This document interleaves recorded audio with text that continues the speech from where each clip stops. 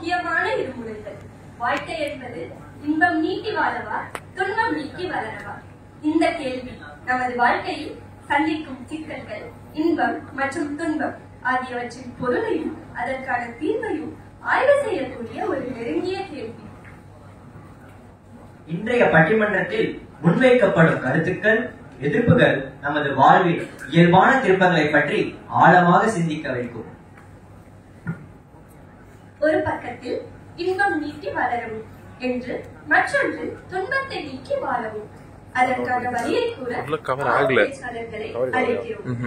பின்னாடி தன் 11 வயதிலிருந்தே பல்வேறு தலைப்புகளில் பட்டிமன்றங்களை நிகழ்த்தி இலக்கியம் மீது கொண்ட ஆர்வத்தினால் இலக்கிய பித்தனான நடுவர் திரு பிரகாஷ் அவர்களுடன் பட்டிமன்றத்தை இனிதே துவங்குகிறோம்.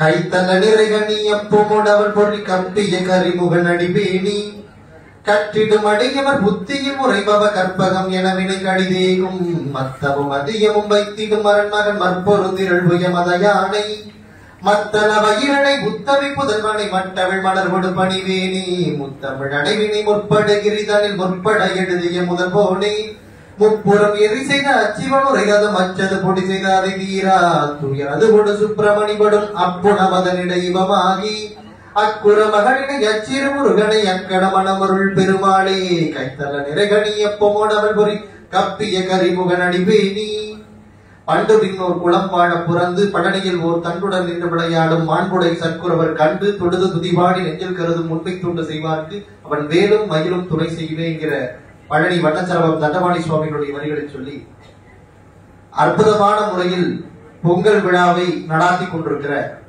திருச்சி தேசிய தொழில்நுட்ப கழகத்தின் தமிழ் மன்றத்தை சேர்ந்த பொறுப்பாளர்கள், கல்லூரியினுடைய பெருமைக்குரிய சான்றாண்மை செல்வராக விளங்கிக் கொண்டிருக்கிற கல்லூரியினுடைய இயக்குனர் அவர்கள், கல்லூரியுடைய ஃபேக்கல்டி கோஆர்டினேட்டர் அவர்கள், மாணவ மாணவிகள், தொழில்நுட்ப கலைஞர்கள் அத்தனை பேருக்கும் என்னுடைய பெரிய வணக்கங்களையும் வாழ்த்துக்களையும் சொல்லி ஒரு நல்ல விழா பொங்கல் விழா. பொங்கல் விழா அப்படி கொண்டாடுறது எதுக்கு அப்படின்னா, பொதுவாகவே நம்முடைய பண்டிகைகள் எல்லாமே அப்படிதான், நல்ல விஷயங்களுக்காக தான். நன்றி சொல்வது அப்படிங்கிற பண்பை உலகத்திற்கு சொல்வதற்காகத்தான் இந்த விழாக்கள்லாம் கொண்டாடப்படுறாங்க. ஆயுத பூஜைன்னு ஒரு விழா கொண்டாடுறோம். எதுக்கு? ஆயுதங்களுக்கு நன்றி சொல்றது. நம்ம கீழே கூட யூஸ் பண்றோமே அப்படிங்கறதுனால அந்த கடப்பாறை கத்தி எல்லாத்துக்கும் நன்றி சொல்றதுக்காக அதுக்கெல்லாம் புட்டு வச்சு அதை கும்பிட்டு இருக்கோம். ஆயுத பூஜை. சரஸ்வதி பூஜைன்னு ஒண்ணு இருக்கு. அது எதுக்கு? நம்ம அதை தொடர்றது கிடையாது, இருந்தாலும் வச்சுப்போம். அதுதான் நம்ம வாழ்க்கையை மாற்றி விடுது அப்படிங்கிறதுனால அதுக்கு ஒரு பொட்டு வச்சு ஒரு கும்பிடு போடுறோம். அப்படி நமக்கு துணையா இருக்கிற ஆயுதங்களுக்கும் நன்றி சொல்வதற்காக ஆயுத பூஜை, புத்தகங்களுக்கு நன்றி சொல்வதற்காக சரஸ்வதி பூஜை. அந்த அடிப்படையில தான் நமக்கு துணையாக இருக்கிற ஆடு மாடுகளுக்குலாம் இருக்கு இல்லையா, நமக்கு விவசாயம் பண்ணும்போது நமக்கு மாடு துணையா இருந்து நமக்கு விவசாய பணிகள்லாம் செய்யுது. அந்த மாடுகளுக்கு நன்றி சொல்வதற்காக மாட்டு பொங்கல் அப்படின்னு ஒரு பொங்கல். நாம இயற்கையிலிருந்து அரிசியை உருவாக்குறோம், நெல்லை உருவாக்குறோம். அந்த நெல்லை உருவாக்குறதுக்கு காரணமா இருக்கிறது என்னன்னா சூரிய பகவான். அப்படி சூரிய பகவான் இருக்கிறதுனாலதான் நமக்கு நெல் எல்லாம் கிடைக்குது, சாப்பாடு கிடைக்குதுன்றதுக்காக இயற்கைக்கு நன்றி சொல்லுகிற விழா இந்த பொங்கல் விழா. அப்ப மனிதனுக்கு துணையாக இருக்கிற இயற்கைக்கும் மனிதனுக்கு துணையாக இருக்கிற விலங்கினங்களுக்கும் நன்றி சொல்லுகிற பண்பாட்டை சொல்லுகிற பண்டிகை தான் இந்த பொங்கல் பண்டிகை அப்படின்னு சொன்னா, உலகத்திலேயே மனிதர்களுக்கு மட்டும்தான் மற்ற மொழியை சேர்ந்தவர்கள் நன்றி சொல்வதற்கு பழக்கப்படுத்தியிருக்கிறார்கள். ஆனால் நமக்கு துணையாக இருக்கிற ஆயுதங்களுக்கும் நமக்கு துணையாக இருக்கிற மிருகங்களுக்கும் நமக்கு துணையாக இருக்கிற இயற்கைக்கும் நன்றி சொல்லுகிற வழக்கத்தை தமிழர்கள் மட்டும்தான் படைத்து காட்டியிருக்கிறார்கள். அதனாலதான் 5000 ஆண்டு பழமை நமக்கு. அப்படி இருக்கிற பெருமை இருக்கிற இந்த பொங்கல் திருவிழாவை மிக சிறப்போடு நடாத்தி கொண்டிருக்கிறார்கள் இந்த மாணவர்கள். உலகத்துல இப்படி ஒரு நல்ல பசங்களை எங்கேயுமே பார்க்க முடியாது.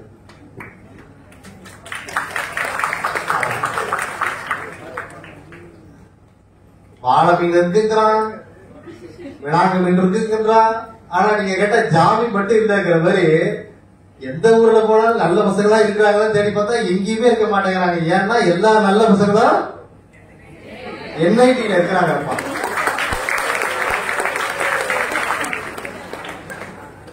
எவ்வளவு மேல கூட சொன்னாங்க, பசங்க எல்லாம் பாக்கிறதுக்கு எவ்வளவு அழகா இருக்கிறாங்க அப்படின்னு. உண்மையாலுமே அழகுனா அழகு, அப்படிப்பட்ட அழகு. உங்க வீட்டு அழகா, எங்க வீட்டு அழகா, எல்லார் வீட்டு அழகாவும் இருக்கிறாங்க எல்லாருமே. பார்த்தாலும் எனக்கே பொறாமையா இருக்கு. நான் ஒரு 9 மணிக்கு ஒரு மேக்கப்பை போட்டு வந்தேன். அது கரைஞ்சு போய் இப்ப ஒழுகிட்டு இருக்கு. அப்படியே நான் இதுதான் டிஷ்யூ பேப்பர் எல்லாம் கேட்டேன். நம்மளுக்கு அதெல்லாம் செட் ஆகல. ஆனா அழகா இருக்கக்கூடிய ஒரு இடம்னா அது இங்கதான். மேக்கப்பே போடாமலே நீங்க இவ்வளவு அழகா இருக்கீங்கன்னா. அப்துல் கலாம் அவர்கள் ஒரு ஸ்கூலுக்கு போகும்போது கேட்டாரு, ஐஸ்வர்யா ராய் வந்து இந்தியாவுடைய உலக அழகி ஏன் ஆனாங்க அப்படின்னு கேட்டாரு. எல்லா பசங்களும் அவங்க அழகா இருந்தாங்க ஆயிட்டாங்க, அவங்க அறிவா பதில் சொன்னாங்க ஆயிட்டாங்க அப்படின்லாம் சொல்லிட்டு இருந்தாங்க. அப்ப அந்த ஸ்கூல்ல இருந்து ஒரு பொண்ணு, சின்ன பொண்ணு இருந்துச்சு, நான் அந்த காம்படிஷன்ல கலந்துக்கல, அதனாலதான் ஐஸ்வர்யா ராய் ஃபர்ஸ்ட் பிரைஸ் பெற்றாங்க அப்படின்னு அந்த பொண்ணு சொல்லிட்டான். அந்த மாதிரி நீங்க யாரும் கலந்துக்கிடாத காரணத்தினால்தான் போன வருஷம் உலக அழகி பட்டம் இந்தியாவுக்கு கிடைக்கல. நீங்க மட்டும் கலந்துருந்தீங்கன்னா கிடைச்சிருக்குமா, கிடைச்சிருக்காதா? உங்கள்ட்ட பிடிச்ச விஷயம் என்ன தெரியுங்களா? நான் என்ன பொய் சொன்னாலும் கை தட்டுறீங்களா? அதான் அதுதான் அந்த பிள்ளைகிட்ட பிடிச்சது. ஏன்னா ரொம்ப யுகம் மாறி போயிடுச்சு. அப்ப இருந்த பிள்ளைகள்னா இப்ப கிடையாது. இப்ப இருக்கிற பிள்ளைகள் இன்னும் 10 வருஷம் கழிச்சுட்டு இருக்க மாட்டாங்க. எல்லாம் செல்போன் வந்த பிறகு எல்லாம் ரீல்ஸ் தான், எல்லாம் ரீல்ஸ் தான். அப்படி தட்டினா வருது, மின்னலே மின்னலே. அடுத்தது கோடி அருவி கொட்டுதே, கொட்டுதான். கோடி அருவி தலையில கொட்டுச்சுன்னா என்ன ஆக மாட்டேன், கோடி அருவி கொட்டுதேனா.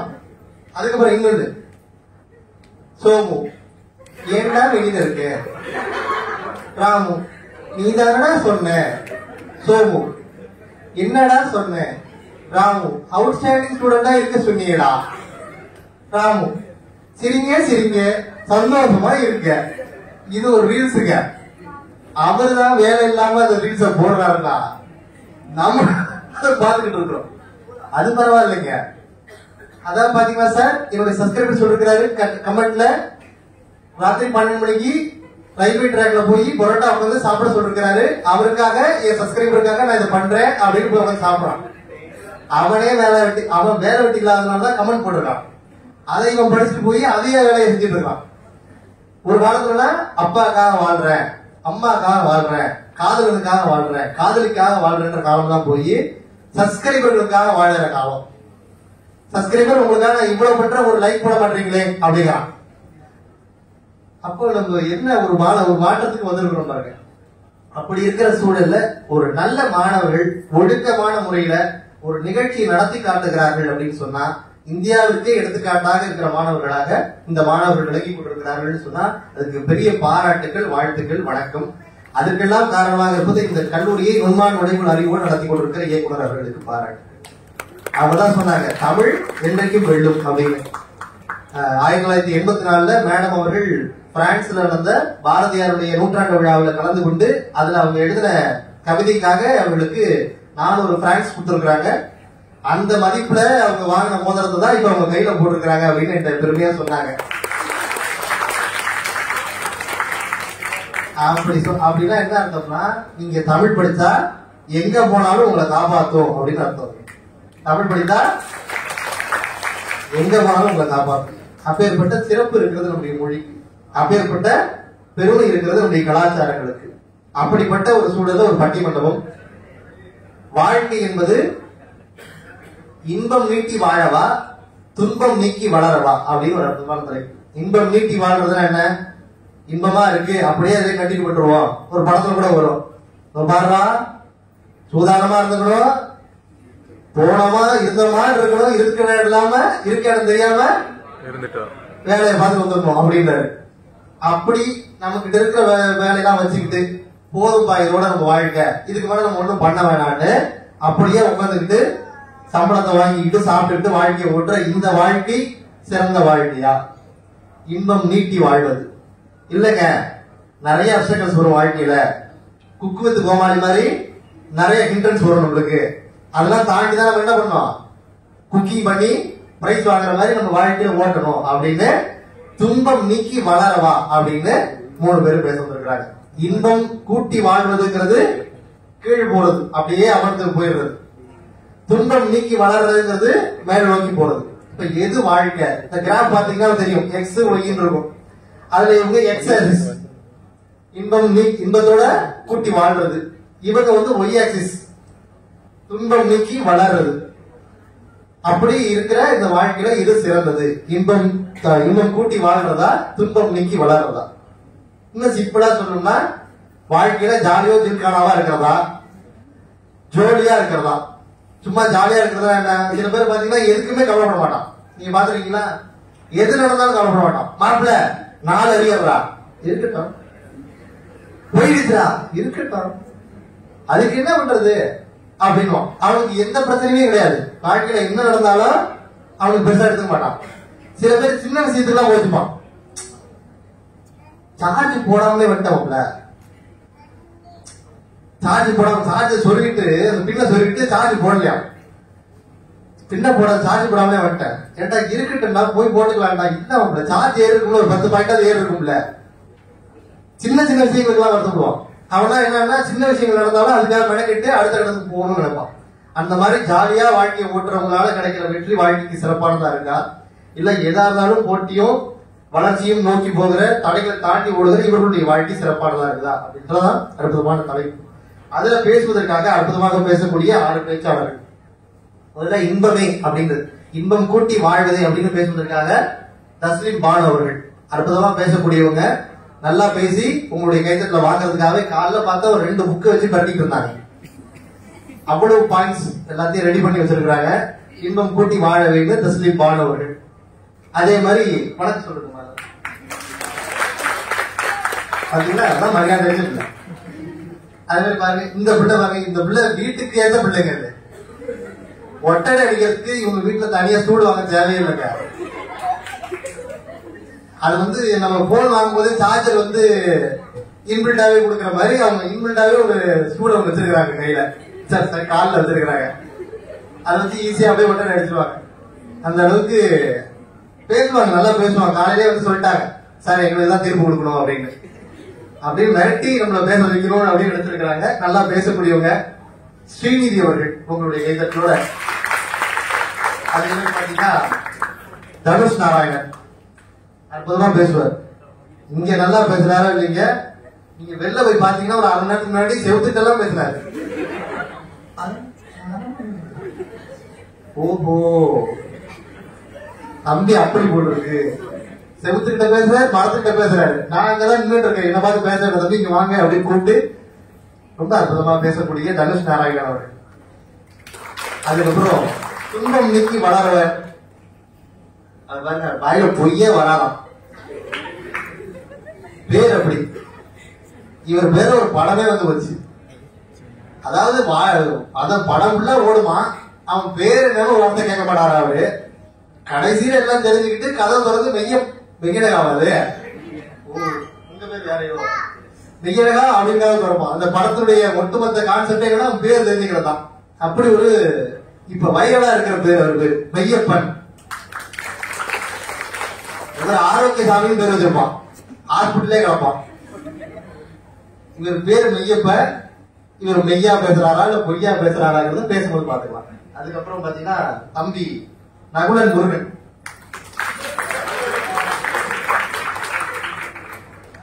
என்ன தம்பி உங்களுக்கு இவ்வளவுதானா? அப்படி போட்ட அவ்வளவு செலவு பண்ணிருக்காப்ல. ரொம்ப நல்ல அற்புதமா பேசக்கூடிய நகுலன் முருகன் அவர்கள்.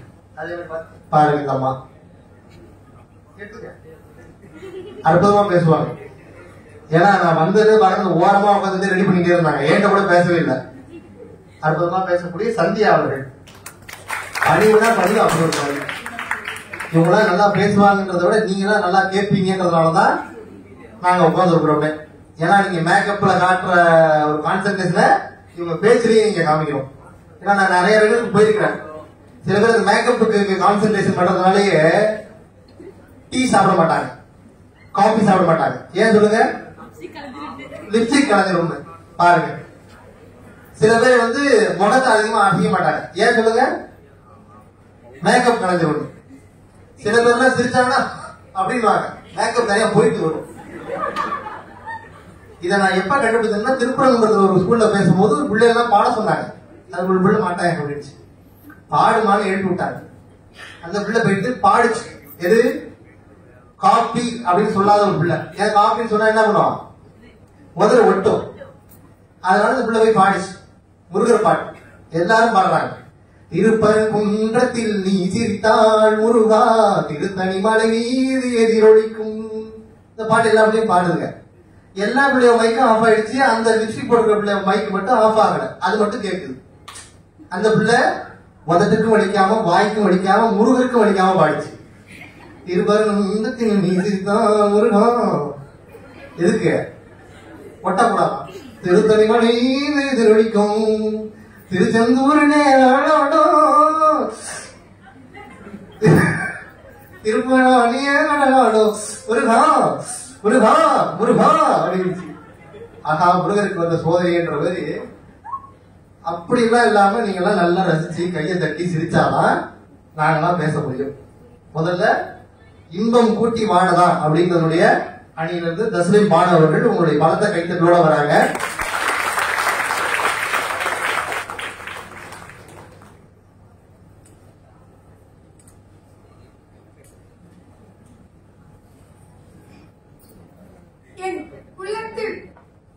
உள்ளத்தில் குடியிருக்கும், என் உள்ளத்தில் ஒளியாயிருக்கும் தமிழுக்கும், என் சிந்தனையை செழுமையாக்கிய தமிழ் தாய்க்கும், என்னை ஒரு அடையாளமாக நிலைநிறுத்திய தமிழ் மண்ணுக்கும் என் முதல் வணக்கம். அதுபோல் செய்ய நண்பர்களுக்கும், இங்கு நிறைந்துள்ள என் இனிய தமிழ் உறவுகளுக்கும் அன்பான வணக்கங்களை கூறி என் உரையை தொடங்குகிறேன். அவ்வளவுதாங்க. எப்படி அழகா பேசுறாங்க பாருங்க. இன்பமே தங்கும் ஊரின் அழகு. என்னங்க, இன்பமே தங்கும் ஊரின் அம்மா, நீங்க கொஞ்சம் மைக் கிட்டே வந்து பேசுங்கம்மா. துன்பமே கழிந்த மலையின் சுகம் அப்படின்னு கவிஞர் ஆக்கி ராமானுஜரோட வரிகளோட என் முறையை ஆரம்பிக்கிறேன். ஆக்கி ராமானுஜர் யார் தெரியுமா உங்களுக்கு? எனக்கு தெரியாது. அவரோட தமிழ் நகைச்சுவைக்காக சொல்ல, கூகுள்ல போட்டா வந்துட போகுது. வாழ்க்கைங்கிறது என்ன, அது ஒரு சுவாரஸ்யமான பயணம். இதுல இன்பம் துன்பம் ரெண்டுமே இருக்கும். ஆனா அந்த வாழ்க்கையில இன்பம் அதிகமா இருந்தாலும் அது நமக்கேற்ற வாழ்க்கையா இருக்கும். துன்பம் எப்ப வந்தாலும் அதையே புடிச்சிட்டு இருக்காம இன்பத்தை நீக்கி வாழணும்னு தான் நான் இன்னைக்கு விவாதிக்க வந்திருக்கேன். இன்பத்தை நீக்கிட்டு வாழணுமா? இன்பத்தை நீக்கி வாழணும். நான் தெளிவா பேசல. இன்பம் அப்படிங்கிறது ஒரு மனநிலை. அது நமக்கு மகிழ்ச்சியையும் மன நிறைவையும் ஊட்டுது. இதெல்லாம் நம்ம மாணிக்க வாசகர் இன்பத்திலக முருகுதடி அப்படின்னு வாழ்க்கையோட மகிழ்ச்சியை பத்தி அன்னைக்கே நமக்காக சொல்லியிருக்காரு. இன்பம்ங்கிறது ஒரு மனநிலை. இவங்களுக்கு மனநிலை சரியில்லைன்றீங்க. நண்பர்களே, நம்ம பொங்கல் தீபாவளிங்க பாரம்பரிய பண்டிகைகளை ஏன் கொண்டாடணும் உங்களுக்கு எல்லாம் தெரியுமா? ஏன் கொண்டாடணும்? லீவு கிடைக்கும்.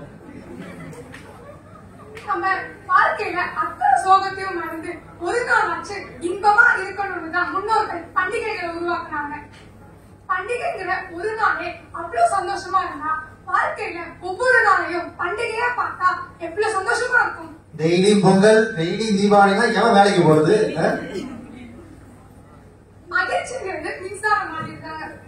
இப்போ இந்த பருவ எப்படி மின்சாரத்துல ஓடுதோ அதே மாதிரி நம்ம மனசு மகிழ்ச்சியை தான் ஓடுது. இவங்க பெரிய பேச்சாளராக இருப்பாங்க போல இருக்கு. இம்மா கூட்டம் இருந்தது. இந்த இடத்துல நான் ஒரு அறிவியல் கருத்தை தெரிவிக்க விரும்புறேன். எண்டோர்பின்ங்கிற ஹார்மோன் நம்ம ஆரோக்கியமா வச்சுக்கிறதுக்கு முக்கியம்னு அறிவியல் விஞ்ஞானிகள் சொல்றாங்க. எண்டோர்பின். அது நம்ம சந்தோஷமா இருக்கும்போது தான் சொல்ல முடியும். இதுல இருந்து நமக்கு என்ன தெரியுது? நம்ம ஆரோக்கியமான வாழ்க்கைக்கு காரணமே நம்ம இன்பமான வாழ்க்கை தாங்க.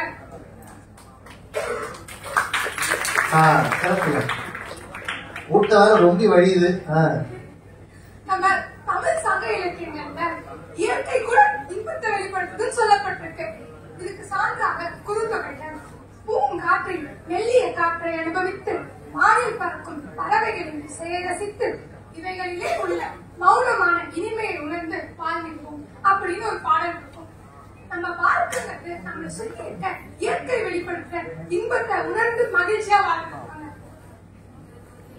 வாழ்க்கைனா என்னங்க? நடுவுல நீங்க சொல்லுங்க, வாழ்க்கைனா என்ன? வாழ்க்கைன்னா என்னன்னா, நீங்க கேள்வி கேட்கறதும் அதுக்கு பதில் சொல்றதும். இப்ப உங்களுக்கு அவர் ஹெல்ப் பண்றதுதான் வாழ்க்கை. இதுக்கு பதில் சொல்றதுக்கு முன்னாடி ஒரு குட்டி கதைக்கு போயிட்டு வந்துருவோமா? ஓ, நீங்க அவங்களா? சரி சரி, குட்டி கதை. ஒரு நகரத்துல ஒரு பையன் இருந்தான். அந்த பையன் அவங்க ஊர் லைப்ரரியிட்ட எப்ப பார்த்தாலும் துரு துருன்னு கேள்வி கேட்டே இருப்பான். ஒரு நாள் அவர்கிட்ட போயிட்டு வாழ்க்கையில முக்கியமான கேள்வி எதுன்னு கேட்கிறான். அதுக்கு அவர் சிரிச்சுட்டு அது உனக்கு தானா தெரிய வரும்பான்னு சொல்லிட்டாரு. வருடங்கள் கடந்தது. இப்போ அந்த பையன் ஒரு பெரிய சக்சஸ்ஃபுல் பிசினஸ் மேனா இருக்கான். திடீர்னு அவனோட வியாபாரத்துல ஒரு பெரிய நஷ்டம். அதை பார்த்த உடனே மனசொழிஞ்சு போயிட்டு என்னதான் வாழ்க்கை இதுன்னு யோசிச்சுட்டு அவரை போய் பார்க்கலான்னு போறான். அங்க அவரோட மேஜையில ஒரு நோட் இருக்கு. அதுல ஒரு கேள்வி, உன்னை நிஜமாவே சந்தோஷமா வச்சுக்கிறது என்ன அப்படின்னு.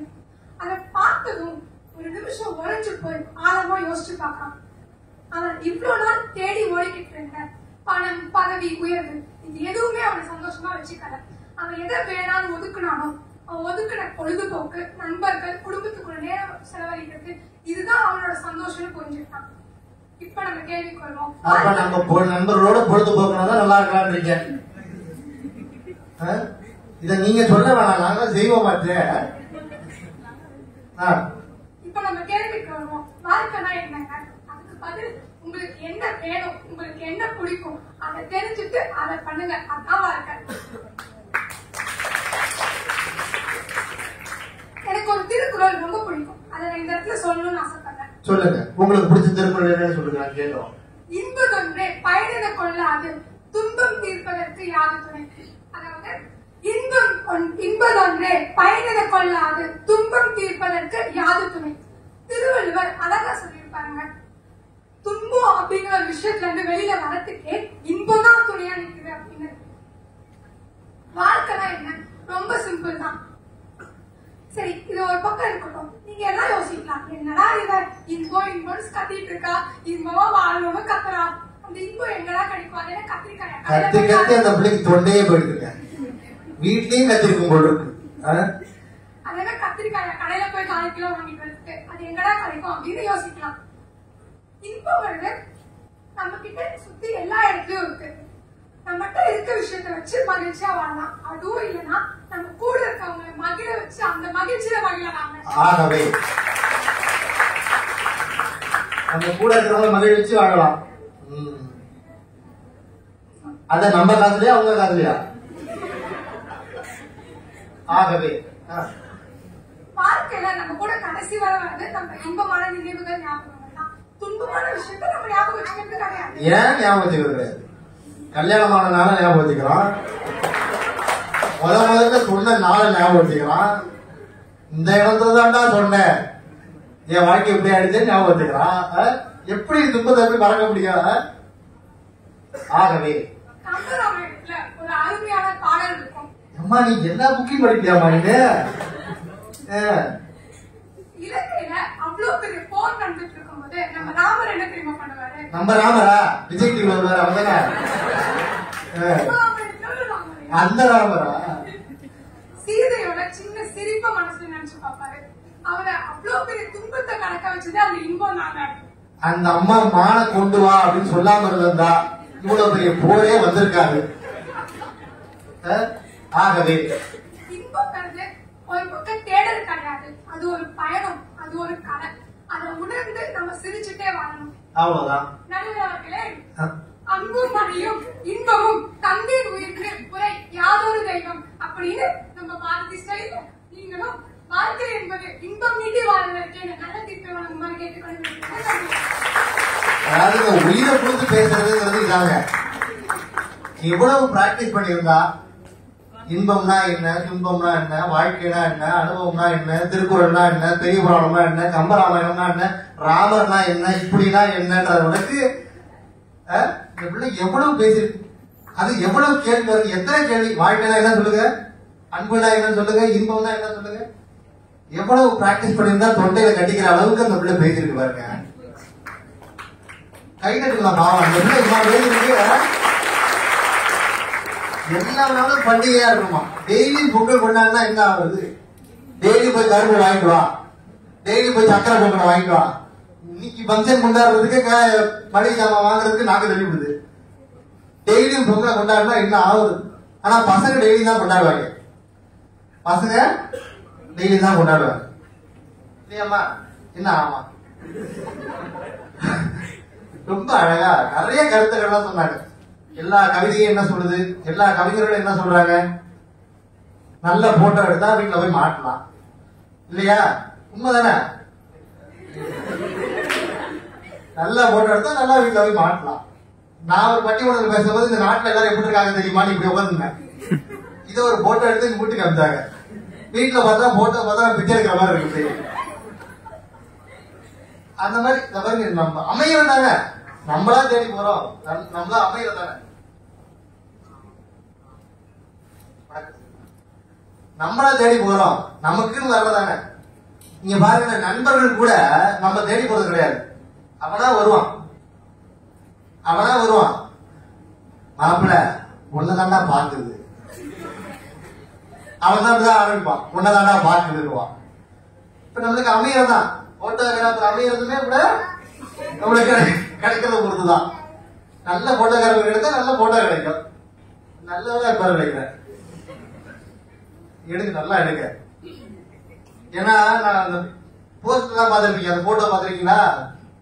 நிறைய பேர் டவுட்ல இருந்தாங்க, நான் தானா அது, வேற ஏதாவது குளோனிங் பண்ணி கூட்டு வந்துருக்காங்களா அப்படின்ற மாதிரி நினைக்கிறாங்க. அப்ப நம்மளுக்கு அமையறது தானே அது. வாழ்க்கைங்கிறது என்னது, நமக்கு தானே அவங்க கடவுள் என்ன எழுதிருக்காரு அப்படிதான். இன்னைக்கு இந்த பையன் தான் எனக்கு ஃப்ரெண்டா எழுதி வரணும்னு இருக்குன்னா நம்ம என்ன பண்ண முடியும், மாத்த முடியுமா? எங்க போனாலும் இவன் தான் அவங்க நிப்பான் எடுத்தாங்க. அப்படி நமக்கு அமைகிற வாழ்க்கைய இன்பமா எடுத்துக்கணும் அப்படின்னு ரொம்ப அழகா பேசிருக்கிறாங்க. என்ன கஷ்டம் வந்தாலும் அந்த இன்பம் நினைச்சு பார்த்தாலே ஒரு மகிழ்ச்சி ஏற்படும் அப்படின்னு. இல்லைங்க, துன்பங்களை களைஞ்சி வாழ்க்கையில வெற்றி பெறது, போராடி வெற்றி பெறது தான் உண்மையான வாழ்க்கை. அதுக்கு நான் 2-3 கதையை சொல்ல வரேன் அப்படின்னு பொய்ய சொல்ல போறாரோ மெய்ய சொல்ல போறாரோ, மெய்ய பண்ண வர்றாரு உங்களுடைய கைத்தட்டோட. அமைதியான பையங்க.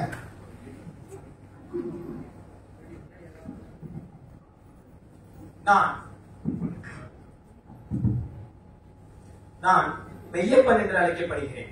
மெய்யான சிந்தனைகளை கொண்டு மெய்யான வாழ்வை நோக்கி பயணிக்கின்றேன். இந்த பட்டிமன்றம் மூலம் உங்களை சிரிக்கவும் சிந்திக்கவும் வைத்து இந்த அரங்கத்தை விட்டு வெளியேறும்போது மெய்யான கருத்துக்களுடனும் மெய்யான சிந்தனைகளுடனும் வெளியேறுங்கள் என கூறி எனது தரப்பு வாதத்தை துவங்குகின்றேன். உங்க பேச்சுக்கு ஒரு நல்ல ஒரு மொய் வேற வைக்கணும். என்ன யாரும் சிரிக்க மாட்டீங்க, பழைய 26 நடுவர் அவர்களே, வாழ்க்கையில இன்பங்கிறது ரொம்ப அவசியமான ஒன்றுதான். ஆனா ஒருவனுக்கு வாழ்க்கையில இன்பம் மட்டும்தான் வரணும் அப்படிங்கிறது ரொம்ப முட்டாள்தனமான விஷயம். பொழுதைக்கு ஜாங்கிரி சாப்பிட முடியுமாமா? கொஞ்சம் மிச்சராக சாப்பிட்டாதான் உடம்புக்கு நல்லா இருக்கும். சில்லறை காசுல இருக்க 2 பக்கத்தை போலதான் வாழ்க்கையில இன்பமும் துன்பமும் சேர்ந்தது. இன்பம்னா என்ன? நீங்களும் மாமா இந்த வாழ்க்கை இன்பம் இது ஒரு தொடர்கதை போட்டு இருக்கு. நீங்க ஏதாவது எழுதுறீங்களா இல்லையா? இன்பம்னா என்ன? வாழ்க்கையில ஒரு மனிதன் எப்ப இன்பமா இருப்பான்? நீங்க யோசிச்சு பாருங்க. 2 கேள்வி. இன்பம்னா என்ன, ஒரு மனுஷன் எப்ப இன்பமா இருப்பான்? நீங்களே சொல்லுங்க. எந்த ஒரு சுவாரஸ்யமான விஷயமும் இல்லாம ஒரு சாதாரண வாழ்க்கையை வாழ்றதா இன்பம் இல்ல. எந்த ஒரு சுவாரஸ்யமான விஷயமும் இல்லாம தினமும் காலையில சூரியன் உதிக்கிற மாதிரி உப்புச்சப்பு இல்லாத வாழ்க்கையை வாழ்றதா இன்பம். அதனாலதான் என்ன பண்றான், வண்டி ஓட்டும் போது முதல் வீட தூக்கி போறான், 2வது வீடு கீழே விழுந்து போடுது. தினமும் வண்டி ஓட்டினா 2 வீடோட ஓட்ட முடியும், ஒரு வீட தூக்கி பார்ப்பேன் அப்படிங்கிறதா எது இன்பம்? ஒருவனோட வாழ்க்கையில அவன் ஆசைப்பட்டத அவனால முடிஞ்ச எல்லாத்தையும் செஞ்சு கஷ்டப்பட்டு அவன் அதை அடையும் போது அவனுக்கு கிடைக்கிற மகிழ்ச்சி தான் உண்மையான இன்பம். கஷ்டப்பட்டு ஒண்ணு கிடைச்சா அதுல ஒரு இன்பம் இருக்குதான் செய்யும். ஆமா, அந்த ஒரு இன்பத்தை யாராலையும் அடிச்சுக்க முடியாது. நம்ம ஆசைப்பட்டத என்ன ஒரு துன்பம் வந்தாலும் அதையெல்லாம் தாண்டி முன்னேறி போய்கிட்டே இருக்கணும். அவனுக்கு பின்னாடி வர சங்கதிய உயர்த்தமான சிந்தனை இருக்கும். அப்படி இருக்கவனே உண்மையான மனுஷன். அதை விட்டுட்டு அங்க உட்கார்ந்து இருக்க 3 பேரை மாதிரி இருப்பது ஒரு வாழ்க்கை தானே, சந்தோஷமா வாழ்ந்துட்டு போகலாம் அப்படின்னு நினைச்சா வாழ்க்கையில பின்னோக்கி தான் போறாங்க நடுவர்களே. அப்ப இவனெல்லாம் மனுஷன் இல்லைன்றீங்க? நிச்சயமா. எனக்கு முன்னாடி பேசிய தஸ்லீம் திருவள்ளுவர் துன்பத்துல இருந்து மீண்டு வர்றதுக்கு இன்பம் தான் துணையா இருக்குன்னு சொன்னாங்க. ஆனா அதே திருவள்ளுவர் இடும்பைக்கு இடும்பை படுப்பர், இடும்பைக்கு இடும்பை படாதவர்கள் சொல்லியிருக்காரு. அதோட அர்த்தம் என்னன்னா, மன தெளிவு இருக்கவர்கள் எவ்வளவு பெரிய பிரச்சனை வந்தாலும் அதற்காக சோர்ந்து போகாம துன்பத்திற்கே துன்பத்தை உண்டாக்கி முன்னேறி போய்கிட்டே இருப்பாங்கன்னு சொல்லியிருக்காரு. அதாவது யாருன்னா பிரச்சனைக்கே பிரச்சனை கொடுக்கக்கூடியவரா அவரு, துன்பத்திற்கே துன்பத்தை கொடுத்து வாழ்க்கையில் முன்னேறி செல்பவர். யாரு நீங்க 2 குரல்ல நாங்க 2 குரல் வச்சிருக்கோம், விடுவோமா? வார்த்தை போரு. துன்பம் வந்தா வடிவேல் சொல்ற மாதிரி என்ன சோனமுத்தா போச்சா அந்த மாதிரி இல்லாம, வாழ்க்கையில ஒரு பிரச்சனை வந்தா பிரச்சனை வந்துருச்சே அப்படின்னு மனசுறஞ்சு போய் உட்காரக்கூடாது. நம்ம முன்னாடி பண்ண விஷயத்தை ஞாபகம் வச்சுக்கிட்டு, நம்ம முன்னாடி என்னெல்லாம் தப்பு பண்ணமோ அதெல்லாம் ஞாபகம் வச்சுக்கிட்டு அடுத்த முறை நம்ம செய்யும் முயற்சியில அந்த தப்பை செய்யாம அந்த தப்பை சரி செஞ்சு முயற்சி செய்யும் போது நம்மளுக்கு உண்மையான வெற்றி கிடைக்கும். துன்பம் வந்தா அந்த துன்பம் வந்துருச்சு அப்படின்னு யோசிக்கணும். அடுத்த முறையில துன்பம் வரும்போது எப்படி கையாளணும் அப்படிங்கிற யுக்தியை தெரிஞ்சு செயல்படுறவனே வாழ்க்கையில வெற்றி பெறணும். அப்ப துன்பம் வந்தாலும் அதுல இருந்து எப்படி வெளில வரணும்னு தெரியணும். கண்டிப்பா. அது உங்களுக்கு தெரியலங்க. இதுக்கு ஒரு அருமையான உதாரணம் இருக்கு. அது நம்ம இந்திய நாடு தான். 1924 பொக்ரான் அணுகுண்டு சோதனை செய்யும் போது மேற்கத்திய நாடுகள் அவங்களோட கடுமையான எதிர்ப்பு தெரிவிச்சாங்க. பலர் நம்மளை சாதிக்க விடாம முட்டுக்கட்டையில் போட்டாங்க. ஆனா அப்படைந்த பின்னணியில ஒரு அனுபவமா எடுத்துக்கிட்ட இந்தியா 1998 2வது பொக்ரான் சோதனையை செஞ்சு அணுசக்தினால உருவெடுத்துச்சு. ஒவ்வொரு இந்தியனும் பெருமை கொண்டது நம்ம எல்லாருக்கும் தெரியும். அந்த பொக்ரான் அணுகுண்டு சோதனையை செய்தது இந்தியாவுடைய பிரதமர் வாஜ்பாய் அவர்கள், அந்த திட்டத்துடைய இயக்குநராக இருந்தவர் அப்துல் கலாம் அவர்கள். அது நமக்கு ஒரு பெரிய பெருமை. இப்ப நீங்களே யோசிச்சு பாருங்க, நம்ம இந்தியா எப்படி ஜெயிச்சு? குண்டு போட்டதெல்லாம் ஜெயிச்சிச்சு. நீங்க தான் சொன்னீங்க. முதலாவது தோல்வியில கிடைச்ச அனுபவத்தை வச்சு அது ஒரு படிக்கட்டா நினைச்சு அவங்களோட 2வது சோதனையில முன்னாடி செஞ்ச தப்புகளை செய்யாம அதை சரி செஞ்சு முன்னேறினாலதான் அவங்க வாழ்க்கையில வெற்றி பெற்றாங்க. ஆஹா, இவங்களாம் எப்படி தெரியுமாங்க? முதல் நாள் மேட்ச பார்த்துட்டு ஆஸ்திரேலியா தோத்துரும் அப்படின்னு பெட்டுக்கிட்டு இருப்பாங்க. ஆஸ்திரேலியா ஜெயிச்சுடும், இவங்க பணம் போயிடும். அடுத்த நாள் ரீடெலிகாஸ்ட் போடும் போது அதே தோத்துரும் பெட்டுக்கிட்டு ஆளுங்க. இவங்க ரீடெலிகாஸ்ட் போடும் போது பெட்டுக்கிட்டு ஆளுங்க இருக்கு. துன்பத்துல இருந்து நம்ம கத்துக்க வேண்டிய பாடத்தை என்னன்னு தெரிஞ்சுக்கிட்டு அப்புறம் வெற்றியை வரையும். அது தெரிய மாட்டேங்குது. ஆகவே அது போலதான் நம்ம ஒருத்தரும் நமக்கு வரக்கூடிய துன்பத்தை ஒரு பாடமா எடுத்துக்கிட்டு அது ஒரு படிக்கட்டா நினைச்சு நம்ம வாழ்க்கையில முன்னேறி போய்கிட்டே இருக்கணும். நாளை என்பது இன்றை விட ஒரு படி மேலே இருக்க வேண்டும். ஒவ்வொரு நாளும் ஏற்றத்தை காண வேண்டும். மிக பெரிய லட்சியங்களை அடைய வேண்டும். புதிய கண்டுபிடிப்புகளை உருவாக்க வேண்டும். புதிய உயரத்தை தொட வேண்டும். பாரத நாட்டை வளர்ச்சி பாதையில் எடுத்துச் செல்ல வேண்டும். தினம் தினம் தமிழில் இருக்கும் புதுமையை காண வேண்டும். நடுவர்களே, இதையெல்லாம் பண்ணணும்னா துன்பத்தை தாண்டி முன்னுக்கு வரணும். தெரிய மாட்டேங்குது உங்களுக்கு. பாருங்க, அதை விட்டுட்டு இருக்கிறத வச்சுட்டு இன்பமா வாழ்ந்துட்டு போகலாம் எதிர்கட்சி சொல்ற மாதிரி பண்ணா என்னத்த வாழ்ந்து என்னத்த அனுபவிச்சு அப்படி சொல்றாங்க அவங்க. ஆகவே நடுவர்களே, நான் சொல்வதெல்லாம் ஒன்றுதான். வாழ்க்கையில் இன்பம் மிக அவசியமான ஒன்று, நான் ஒத்துக்கிறேன். ஆனா நான் என்ன சொல்ல வரேன்னா, வெற்றிக்காக துன்பப்பட்டு வேர்வை சிந்தி கிடைக்கும் இன்பமே நிலையான இன்பம் மற்றும் அதுவே தலை சிறந்த இன்பமாகும் என கூறி விடைபெறுகிறேன். நன்றி.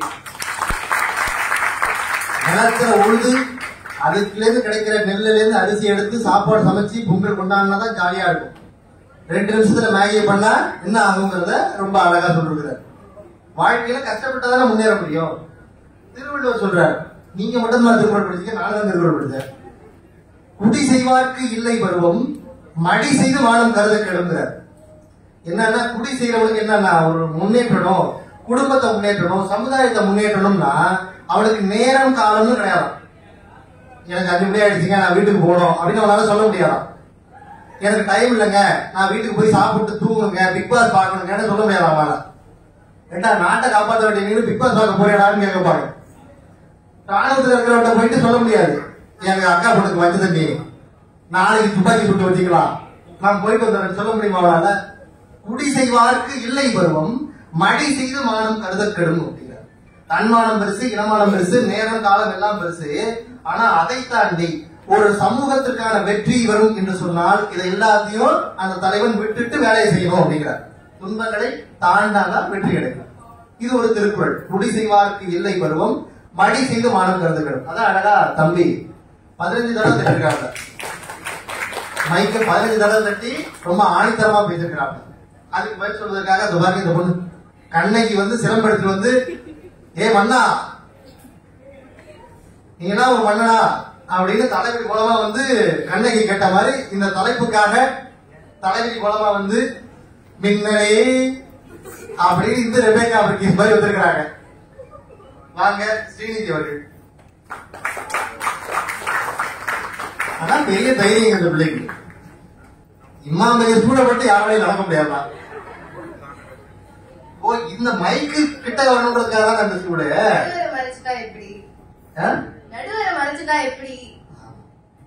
மிரட்டுறாங்க அம்மா. இப்ப நான் மிரட்டலுக்கு இப்ப அடி பண்ணிடுவா. ஐயோ அப்படியெல்லாம் இல்ல நடுவரவர்களே, நான் அவ்வளவு பெரிய ஆளு. தம்பி உனக்கு என்ன பண்ணுவீங்களா? எங்கள் பொங்கல் திருவிழாவிற்கு வருகை தந்திருக்கும் அனைத்து நல்லுள்ளங்களுக்கும் தை திருநாள் நல்வாழ்த்துக்கள். நான் இருங்கபாய் சொல்றதுக்கு முன்னாடியே என்னை முடிச்சு விட்டீங்களே, உங்களுக்கு முதல் வணக்கம். என்ன இழுவ வலுமையா இருக்கு? அப்படித்தானே போடணும். இருங்க, நான் உங்ககிட்ட ஒரு கேள்வி கேட்கிறேன் ஆரம்பிக்கிறதுக்கு. உங்ககிட்டதான். இப்போ என் அணியில இருந்து தஸ்லீம் பேசினாங்களே, அவங்க கிட்ட என்ன சொன்னீங்க? நீங்க பொங்கலுக்கு இது வாங்கணும், பொங்கலுக்கு அது வாங்கணும். அப்போ நீங்க இன்பத்தை எதிர கொண்டு போய் வைக்கிறீங்க? பொருள்ல இருக்கிறீங்களா? பொருளையா இருக்கு, மனசுல தானே இருக்கு.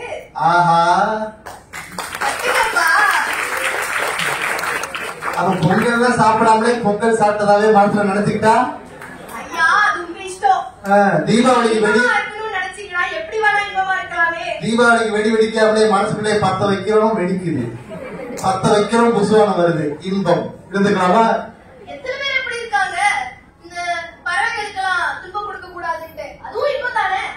ஐயோ இந்த அம்மா எல்லாத்துக்கும் இன்பம் இருக்கு.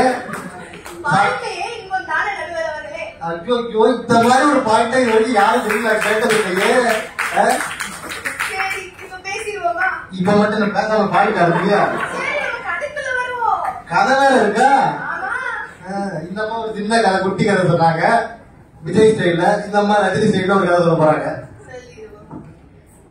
இந்த குரங்குக்கு ஒரு புண்ணு வந்து பஞ்சாயத்துக்கு போவீங்க. இருங்க பேசுறது கேளுங்க. இந்த குரங்குக்கு ஒரு புண்ணு வந்துச்சுன்னா அது நோண்டி நோண்டி பேசாகுமா? அந்த மாதிரி பேசுறாங்க நம்ம எதிரடியில இருக்கவங்கலாம். இப்ப யார குரங்குங்க? அது உங்க இஷ்டம், நீங்க யார வேணா வச்சுக்கோங்க. பாருங்க இன்பம் எல்லா இடத்துலயும் இருக்கு, குரங்கு எதிரடியில இருக்கு. என்ன அழகா பேசுறாங்க தப்பா. நம்ம எதிரடியில இருந்து மெய்யப்பன் வந்து பேசினாருங்க. ஆமா ஆமா என்னென்னவோ பேசினாரு. கஷ்டம் கஷ்டம்னு கஷ்டத்தை பத்தியே பேசினாரு, கஷ்டப்பட்டுக்கிட்டே பேசினாரு. அந்த அம்மா பேரு இன்பமா பேச முடியுமா உங்களால? முடியவே முடியாது. ஆனா நடுவர் அவர்களே, அவங்க பேசுறப்பதான் எனக்கு ஒண்ணு தோணுச்சா? ஆமா. என்னன்னா அவங்க இந்த துன்பத்தை நீக்கி வளர்றாங்க, லட்சியத்தை தேடி ஓடுறாங்கன்னு சொல்றாங்கல்ல, அது என்ன தெரியுங்களா? காலையில 9 மணிக்கு வேலைக்கு போகணும், 5 மணிக்கு வேலையை விட்டு வரணும், ஒரு பெரிய வீடு வாங்கணும், ஒரு பெரிய கார் வாங்கணும், ஒரு பைக் வாங்கணும், ஊரை கூட்டி பெருசா கல்யாணம் பண்ணணும் அப்படின்னு ஒரு சராசரி மனுஷனுக்கான வளர்ச்சியை தான் இவங்க துன்பத்தை நீக்கி வளர்றதுனே சொல்றாங்க. இதே இன்பத்தோட அந்த பிரச்சனை அணுகுனாங்கன்னு வச்சுக்கோங்களேன், அது அவங்களுக்கு லட்சியமா தெரியாது, சாதனையா தெரியும். அந்த சாதனை அவங்க வாழ்க்கையின் ஒரு அங்கமா மாறிடும். லட்சியம்ன்றது அவங்களுக்கு எல்லையாவே இருக்காது. அவங்களே தட்டுங்கப்பா. அந்த அம்மா என்னவோ இந்த தலைப்புக்காக உயிர் கொடுத்து பேசுறதா நீங்க நினைக்கிறீங்க. அவங்கள்ட்ட இந்த தலைப்பை கொடுத்தாலும் இப்படிதான் பேசுவாங்க. இருங்க இருங்க, இத பத்தி பேசுறப்பதான் எனக்கு இன்னொரு கேள்வி தோணுச்சு. என்னன்னா இந்த பெரிய வீடு வாங்குறது, நல்லா படிக்கிறது, நல்ல காலேஜ்ல சேர்றது, நல்ல பொண்ணா பார்த்து கல்யாணம் பண்றது, அதுதான் நடக்க மாட்டேங்குது. இதெல்லாம் இந்த சோசியல் ஸ்டாண்டர்ட்ஸ், அதாவது இந்த சமுதாய அளவுகோல்ல அவங்களே திணிச்சுக்கிட்டு அதுதான் இன்பமா நினைச்சே வாழ்றாங்க. இத நினைச்சா எனக்கு பதப்பதக்குது. இதோட எப்படி அவங்க நிம்மதியா இருக்க முடியும்? அப்ப அவங்க வாழ்றது யாருக்காக? இந்த சமுதாயத்துக்காகவா இல்ல அவங்களுக்காகவா? சரிதானே நடுவரவர்களே? சமுதாயத்துக்குள்ள இருக்கிற அவங்களுக்காக. சரி, இதுக்கு ஒரு எடுத்துக்காட்டா பெங்களூர் டேஸ்ல ஒரு படம் வந்துச்சு. அதுல 2 விதமான பாத்திரங்களை காட்டுவாங்க. ஒண்ணு குட்டி, இன்னொன்னு அர்ஜுன். இந்த குட்டி இந்த சமுதாய அளவுகோல்ல சிக்கி கொண்டிருக்கும் ஒரு கதாபாத்திரம் வச்சுக்கோங்க. அவர் கை நிறைய சம்பாதிப்பாரு, ஒரு வீடு கட்டியிருப்பாரு, சொந்தமா வச்சிருப்பாரு. ஆனா அவர் வாழ்க்கைக்குள்ள போய் பார்த்தாதான் தெரியும் அவருக்கு இன்பம் இருக்காது. அவருக்கு இன்பம் எதில் தெரியுங்களா இருக்கும்? வயல்ல இருக்கிறது, அம்மா பண்ண ரசத்தை குடிக்கிறது, இந்த மாதிரி சின்ன சின்ன விஷயங்கள்ல தான் இருக்கும். இதே நம்ம அர்ஜுனை பாத்தீங்கன்னா அவர் இந்த சமுதாய அளவுகோல்ல சிக்காத ஒரு மனிதரா இருப்பாரு. அவருக்கு பிடிச்சதை பண்ணுவாரு, அதே நேரத்துல சாதனையை செய்வாரு. அதனால அவர் லட்சியம் முடிஞ்சிச்சுன்னு நிக்கிறதும் கிடையாது. இப்படிதானே நம்ம வாழ்க்கையை வாழணும். இதுலதானே இருக்கு இன்பம். ஆமா, போய் நெல்லு வாங்கி கிளிக்கெல்லாம் போடுங்க, வேலைக்கெல்லாம் போக வேண்டாம். அப்புறம் என்னமா நாய்க்குட்டி வாங்கி வளர்க்கமா? ஐயா, நான் என்ன சொல்ல வரேன்னா, இதெல்லாம் பண்ணக்கூடாதுன்னு சொல்ல வரல. இதெல்லாம் இன்பத்தோட பண்ணா நல்லா இருக்கும் தான் சொல்ல வரேன். புரியுதுங்களா? தோசை தாங்க, நெய் ஊத்துனா நெய் தோசை, பொடியை போட்டா பொடி தோசை, மசாலா வச்சா மசாலா தோசை, அவ்வளவுதான். கரெக்டா தரது. அது இருக்கட்டும். இந்த எதிரணி இருக்காங்க பாத்தீங்களா, அவங்க இன்பத்தை ஒரு இலக்காவே வச்சுக்கிறாங்க. அது ஒரு எட்டாக்கடியாவே பார்த்து பழகிட்டாங்க. இன்பங்கிறது என்ன இலக்கா? இன்பம் அந்த இலக்கை நோக்கி போற பாதையில தானுங்க இருக்கு. சரிதானே? என்ன புக்கு படிச்சீங்க வருது, இதெல்லாம் பேசுறதுல வருது. ஆங்கிலத்துல ஒரு பழமொழி இருக்குது, failure is the stepping stone to success. அதாவது துன்பத்தையே நீங்க இன்பத்தோட அணுகி அதை சாதகமா மாத்துறதால மட்டும்தான் அது வெற்றியின் படிக்கல்லாவே மாறுது. இன்னொரு முறை சொல்லுங்க. அதாவது துன்பத்தையே நீங்க இன்பத்தோட அணுகி சாதகமா மாத்துறதால மட்டும்தான் அது வெற்றியின் படிக்கல்லாவே மாறுது. துன்பங்களை நீக்கி போனாதான் வாழ்க்கையில வெற்றி பெற முடியும். துன்பத்தை நீங்க இன்பத்தோட அணுகணும் தானே நான் சொல்றேன். அதை ஏன் துன்பமா பாக்குறீங்க? அதாவதுங்க, நான் காலையிலே கொஞ்சமாக சாப்பிட்டேன், அப்பயே கொஞ்சம் கிறுகிறுன்னு வந்துச்சு. அப்புறம் 11:30 மணிக்கும் போது கொஞ்சம் கிறுகிறுன்னு வந்துச்சு. இப்ப இந்த அம்மா ரொம்ப தெளிவா பேசுறாங்க. கொஞ்ச நேரத்துல புரிஞ்சுருவீங்க. இப்போ நம்ம எதிரணியில இருக்கிற மாதிரியே வாழ்க்கை சக்கரத்துல சிக்கி இருக்கிற மாதிரியே ஒரு சிஇஓ ஒருத்தர் இருக்காரு. சிஇஓ? ஆமா. அவர் என்ன தெரியுமா? சிஇஓ கண்ட்ரோலர் பிசினஸ்னா கிடையாது, ஒரு தொழிலதிபர். Chief executive officer. தொழிலதிபர் வச்சுக்கோங்க, தொழிலதிபர் வச்சுக்கோ. சும்மா இருக்க, சும்மா கேள்வி கேட்கிறீங்க. வாகா போய்கிட்டு இருக்கேன்ல. வாகா போறீங்களா? வாங்க. ஓ, இந்தியாவுல எல்லாம் வாகா அங்க போறீங்களோ? விடுங்க விடுங்க, வருவோம் நம்ம பேச்சுக்கு. அவர் என்ன தெரியுங்களா சொல்றாரு? ஒரு வாரத்துக்கு 90 மணி நேரம் வேலை பார்க்கணும்னு சொல்றாரு. யாரு? சார் சொல்றதா? 90 மணி நேரம் வேலை பார்க்கணும்னு சொல்றாரு. அதுக்கும் ஒரு படி மேல போய் எவ்வளவு நேரம் தான் உங்க மனைவி முகத்தை பார்த்துட்டு இருப்பீங்கன்னு கேக்குறாரு. நடுவர் அவர்களே, நான் இப்போ உங்களுக்கு பிளேஸ் பண்ண அந்த கம்பெனி கிடைச்சதா போக மாட்டீங்களா? நான் கம்பெனி மேலே சொல்லலையே. என்ன எப்படி தெரியுமா? சரி, உங்களுக்கு தெரிஞ்சா எனக்கு என்ன? 90 மணி நேரம் ஒரு மனுஷன் எப்படி வேலை வாங்க முடியும்? உங்களால இருக்க முடியுமா உங்க மனைவி மக்களை பார்க்காம 90 மணி நேரம்? என்ன கல்யாணம் அவளுக்கு ஆயிரத்தி மனைவி பார்க்கல. சரி, வருங்காலத்துல எடுத்துக்கிறீங்களா? முதல்ல வாங்கணும், அப்புறம் தோண்டணும், அப்புறம் நடவணும். அந்த மாதிரி இன்னும் கல்யாணம் போட்டு பார்க்கணும், அப்புறம் கல்யாணம் பண்ணணும், அப்புறம் தான் பார்க்கறதா போக்குறதா இருந்தது. அது கூட இருந்துட்டு போட்டோம். இப்போ ஆகவே பேசுவேன். இப்போ நம்ம வசூல் ராஜா எம்பிபிஎஸ் படத்தை எடுத்துக்கோமே, அதையே எடுத்துக்கிட்டு பார்ப்போம். சரி நாம பாப்போமே. பார்ப்போம். அதுல தலையெழுத்தே தலையை தொடச்சிட்டு இருப்பாரு ஒருத்தர். அவர்கிட்ட போய் கட்டிப்பிடி வைத்தியத்தை பண்ணி அப்படியே இன்பத்தை பகிர்ந்ததோ, நீங்க எங்க வேணாலும் விதிக்க தம்பி, நான் தொடச்சுக்கிறேன், இதுதான் என் வேலை அப்படின்னு அப்படியே மெமிக்ரி பண்றாரு பாருங்க அவர் பெரிய. அப்படின்னு இன்பத்தோட அந்த வேலையை தொடர்றாரு பாத்தீங்களா? அதனால இன்பம் நீட்டி வாழ்றதே. இப்படிதானே வாழணும். இன்னும் நான் நிறைய வச்சிருக்கேன், நீங்க பிரிண்ட் போட்டு கொடுங்க, நாங்க டிஸ்ட்ரிபியூட் பண்ணிக்கிறோம். ஆகவே யாரு நடுவர் அவர்களே, இதை கேளுங்க. இப்போ நீங்க நண்பன் படம் பாத்திருக்கீங்களா? கண்ணகிதான். அந்த அம்மா போவாது, சிவம் வச்சுக்கிட்டே தான் நிக்கும். இங்க மட்டும் முடிச்சுக்கிறேன் நான். நீங்க நண்பன் படம் பாத்திருக்கீங்களா? பாத்திருக்கேன். அந்த படத்துல வெங்கட்னு ஒரு கதாபாத்திரம் இருக்கும். ஆமா. அவரு நம்மள மாதிரிதான் பொறியியல் கல்லூரியில சேர்ந்திருப்பாரு. இவங்க சொல்ற மாதிரிதான் துன்பம் நீக்கி வளரணும், துன்பம் நீக்கி வளரணும்ட்டு கஷ்டப்பட்டு 4 வருஷத்தை முடிப்பாரு. ஆனா இறுதியில அவருக்கு இன்பத்தை எது கொடுத்துச்சு? அந்த சூரணம் தான். கிடையாதே. அவருக்கு இன்பம் எது தெரியுமா கொடுத்துச்சு? வெங்கட் யாரு தெரியல. போட்டோகிராஃபி. அவருக்கு பிடிச்ச போனதுனால மட்டும்தான் அவருக்கு இன்பத்தை கொடுத்துச்சு. ஆமா. அதனால நீங்க இன்பத்தை தேடி ஓட தேவையில்லை, பிடிச்சதை பண்ணுங்க, இன்பமே தானா வரும் உங்ககிட்ட. ஆகவே நடுவர் அவர்களே, இந்த எதிர்கட்சியை பார்த்தா எனக்கு சிரிப்பா இருக்குது. அவங்க நமக்கு ரொம்ப பிடிச்ச சாப்பாட்டை கடைசியில வச்சு சாப்பிட்டா கெட்டு போயிடும். அதே மாதிரிதான் இன்பத்தை கடைசியில போட்டு துன்பம் நீக்கி வளர்றேன், துன்பம் நீக்கி வாழ்றேன்ட்டு இன்பத்தை கடைசியில போட்டு இன்பமே என்னன்னே தெரியாம போயிடுறாங்க. அதனால நான் இறுதியா என்ன சொல்ல வரேன்னா, நடுவர் அவர்களே, இன்பம்ங்கிறது இலக்குல கிடையாது, இன்பம்ங்கிறது இலக்கை தேடி போற பாதையில தான் இருக்குங்கிறத இந்த சமுதாய குரங்குகள் போல காதுகளையும் புலன்களையும் மூடிக்கொண்டு லட்சியத்தை தேடி ஓடிக்கொண்டு இருக்கும் இந்த மூவருக்கும் புரியுமாறு நீங்க கருத்தளிப்பீங்க அப்படின்னு நம்பி கருத்து தீர்ப்பளிப்பீங்கன்றதை நம்பி விடைபெறுகிறேன். நன்றி, வணக்கம். என்ன ஒரு அற்புதமான பேச்சு. தம்பி உங்களுக்கு பெரிய ரசிகர் நினைக்கிறது.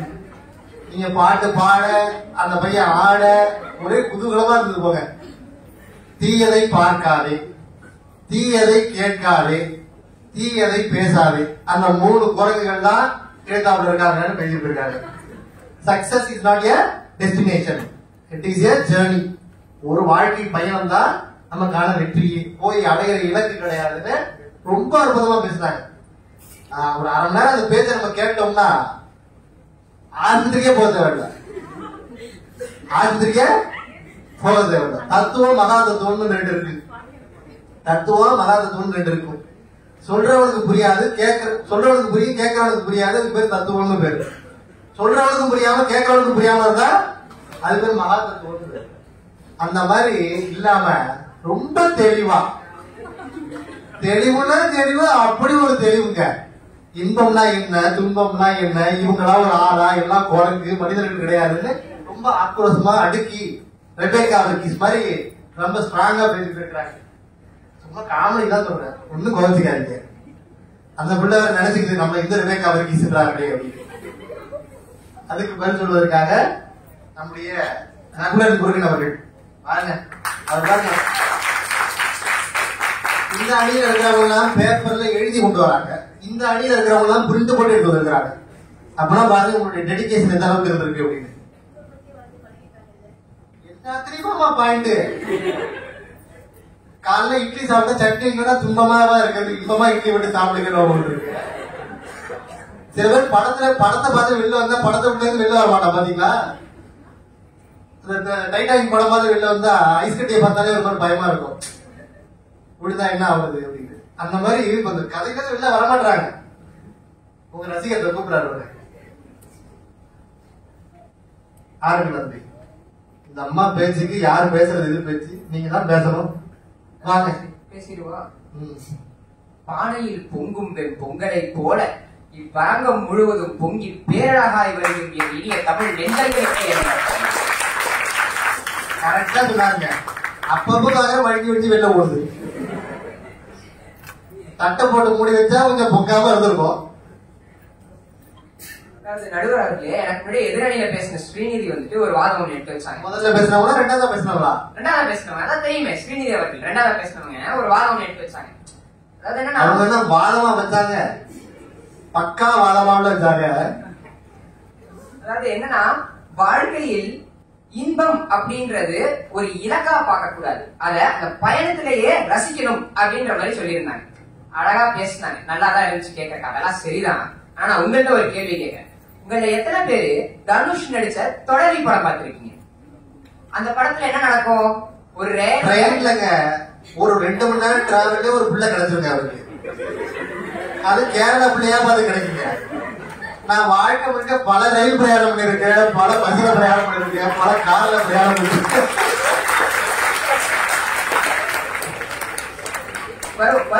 அந்த துன்பத்தை பத்தி பேசுறேன்.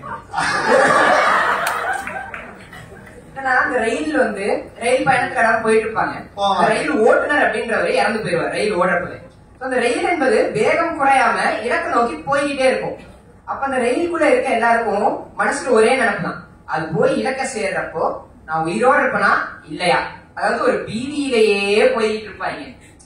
அது போல ஒரு நிதானமற்ற வாழ்க்கை பயணத்துல எதிரணியில் இருக்க ஸ்ரீநிதி போனா இன்பமா போவாங்களா? கேட்டு சொல்லுங்களேன் கொஞ்சம். ஒண்ணும் நான் என்ன சொல்ல, இந்த அம்மாவாவது 50 ரூபாய்க்கு பேசுறாங்க, இவர் 100 ரூபாய்க்கு பேசுறாருங்க. இதுல என்ன பெரிய கொடுமைன்னா அந்த அம்மாட்ட கேள்வியால கேட்கிறாரு. அந்த அம்மா சாதாரணமா பேசினாலே பேசுவாங்க, இப்ப ஒரு கேள்வி கேட்டாலும் இன்னும் பேசுவாங்க. உங்களுக்கு நான் பதில் சொல்றேன், என்ன கேள்வி திரும்ப கேளுங்க. அது நடுவே ஒரு நிதாரணமற்ற வாழ்க்கை பயணத்தில் சென்று கொண்டிருக்கும் பொழுது அதை இன்பமா நீங்க பாப்பீங்களா அப்படின்றதா கேள்வி. பிரியாணி சாப்பிட்டு கெட்டு போன பிரியாணியா சாப்பிட்டு ராத்திரி 12 மணிக்கு மெட்ராஸ்ல ஏறி பாண்டிச்சேரி போற வரைக்கும் பதவதப்பா இருக்கு தெரியுங்களா? அந்த மாதிரி நேரத்துல நீங்க ஜாலியா சிரிச்சுட்டு வருவீங்களா, இல்ல அமுக்கமா கம்மல உட்காந்து வருவீங்களா அப்படின்னு கேக்குறாரு. இல்ல நடுவே அநேகமா எதிரணி ஸ்ரீனித் சிரிச்சிட்டே வருவாங்க ஜாலியா. நான் என்ன சொல்ல உள்ள முள்ளாதான் எடுக்கணும்ன்ற மாதிரி இந்த சாப்பாட்டை அந்த ஜூஸாதான் எடுக்க முடியும்ன்ற மாதிரி குடிப்பாருங்களா? காலையில ஒரு உருண்டை சாப்பிட்டாங்க, நல்லா இருந்தது. நம்ம மனதை சொல்றேன், நீங்க சொல்லுங்க.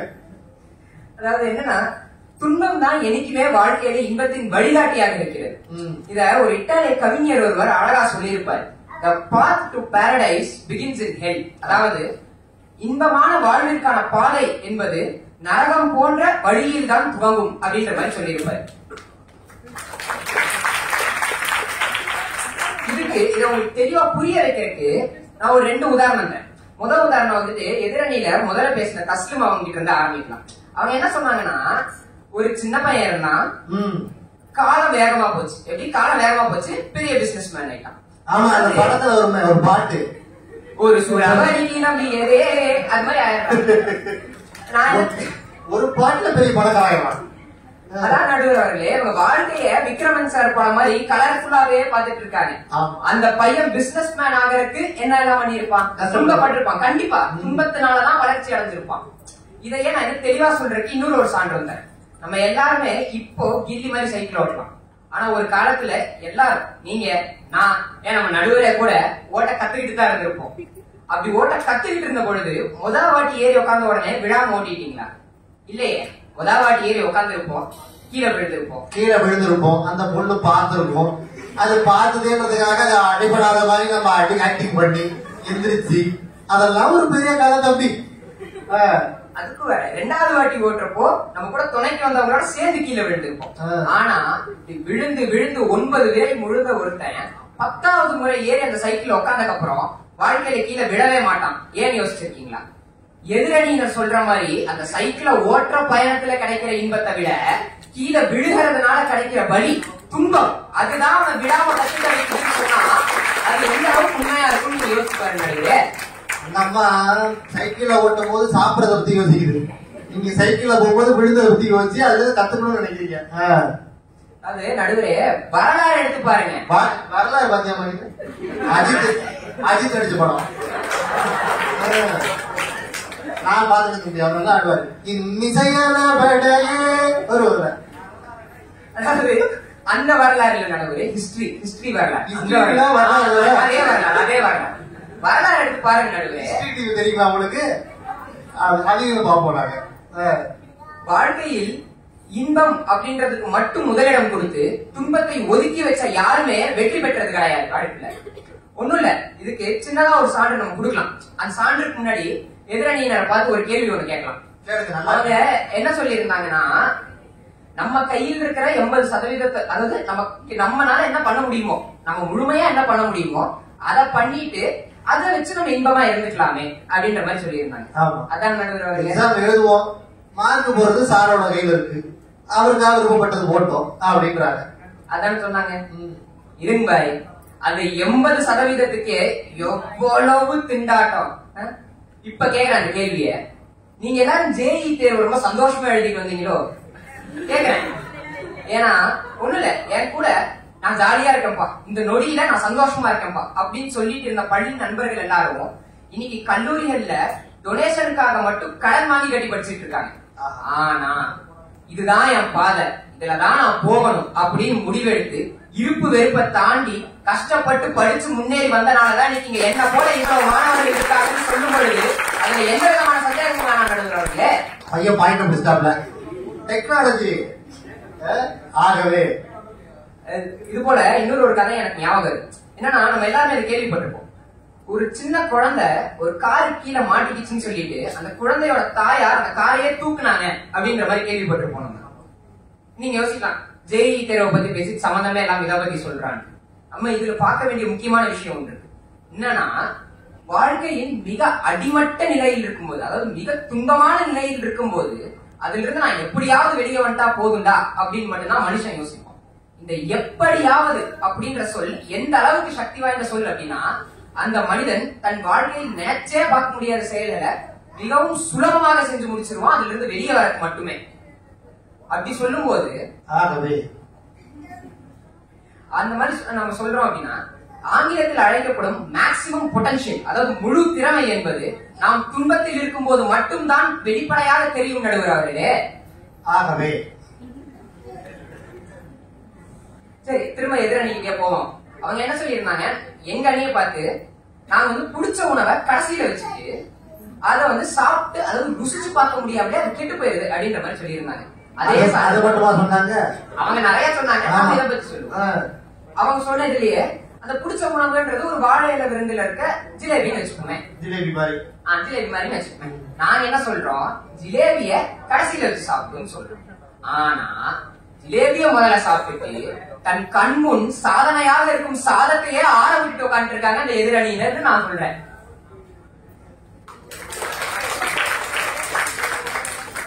நீங்களே சொல்லுங்க, நான் எந்த வகைக்குள்ள கொண்டு வரதுன்னு தெரியல.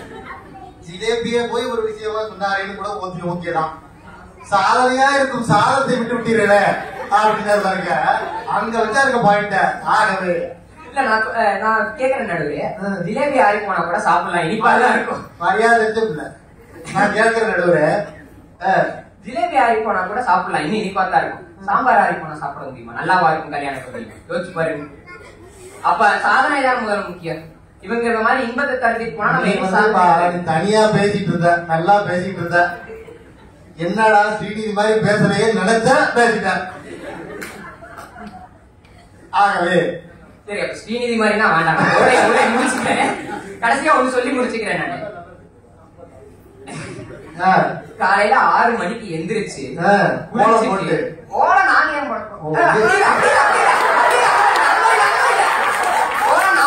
பட்டிமன்றம் பேச வந்தேன்னு சொன்னேன். தப்பா இருக்கு. எனக்கு புரியல, நீங்க ஏதோ சிரிக்கிறீங்க, என்னங்கறத நான் தெரிஞ்சுக்கணும் அவங்களோட. கடைசியா சொல்றேன். அதாவது காலையில 6 மணிக்கு எந்திரிச்சு குளிச்சுட்டு பல்லு சாப்பிட்டு சேர்த்து எல்லாம் முடிச்சுட்டு டிப் டாப்பா ரெடி ஆயிட்டு வந்து ஒரு மேடைக்கு நடுவுல உட்கார்ந்து 6 பேர் மாறி மாறி கூச்சல் போறத கேட்கறதே ஒரு விதமான துன்பம் தான். ஆனா அதையும் தாண்டி கேட்டு வளர்ந்து வந்ததுனாலதான் இன்னைக்கு நீங்க ஒரு நடுவராகவும் எங்களுக்கு மத்தியில் தமிழ் மொழியின் சின்னமாகவும் இருக்கிறீங்க. எனவே வாழ்வில் என்றுமே துன்பம் தான் இன்பத்துக்கு வழிகாட்டியாக இருக்கிறது. அத்துன்பத்தின் இறுதியில் கிடைக்கும் வளர்ச்சியினால் கிடைக்கும் இன்பம் தான் பேரின்பம் என்று கூறி வாய்ப்பளித்த அனைத்து உள்ளவர்களுக்கு நன்றி வாழ்த்துகிறேன். கடைசியா பேசுற அற்புதமான பாயிண்ட் யாரும் பேச முடியாது. என்ன பாயிண்ட் இருக்கீங்க?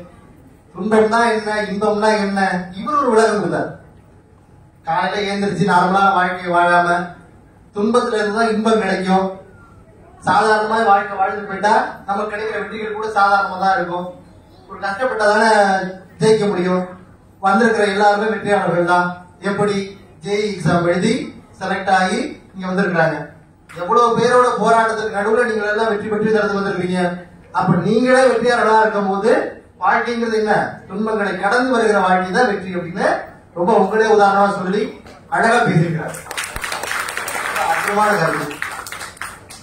என்னங்க பேசுறீங்க நீங்க, இந்த வரங்க பாருங்க, மரத்துக்கிட்ட பேசி, செவத்துக்கிட்ட பேசி, கண்ணாடி கிட்ட பேசி, இப்ப எல்லாம் உங்க முன்னாடி பேசுறதுக்காக தனுஷ் நாராயணன் வராரு.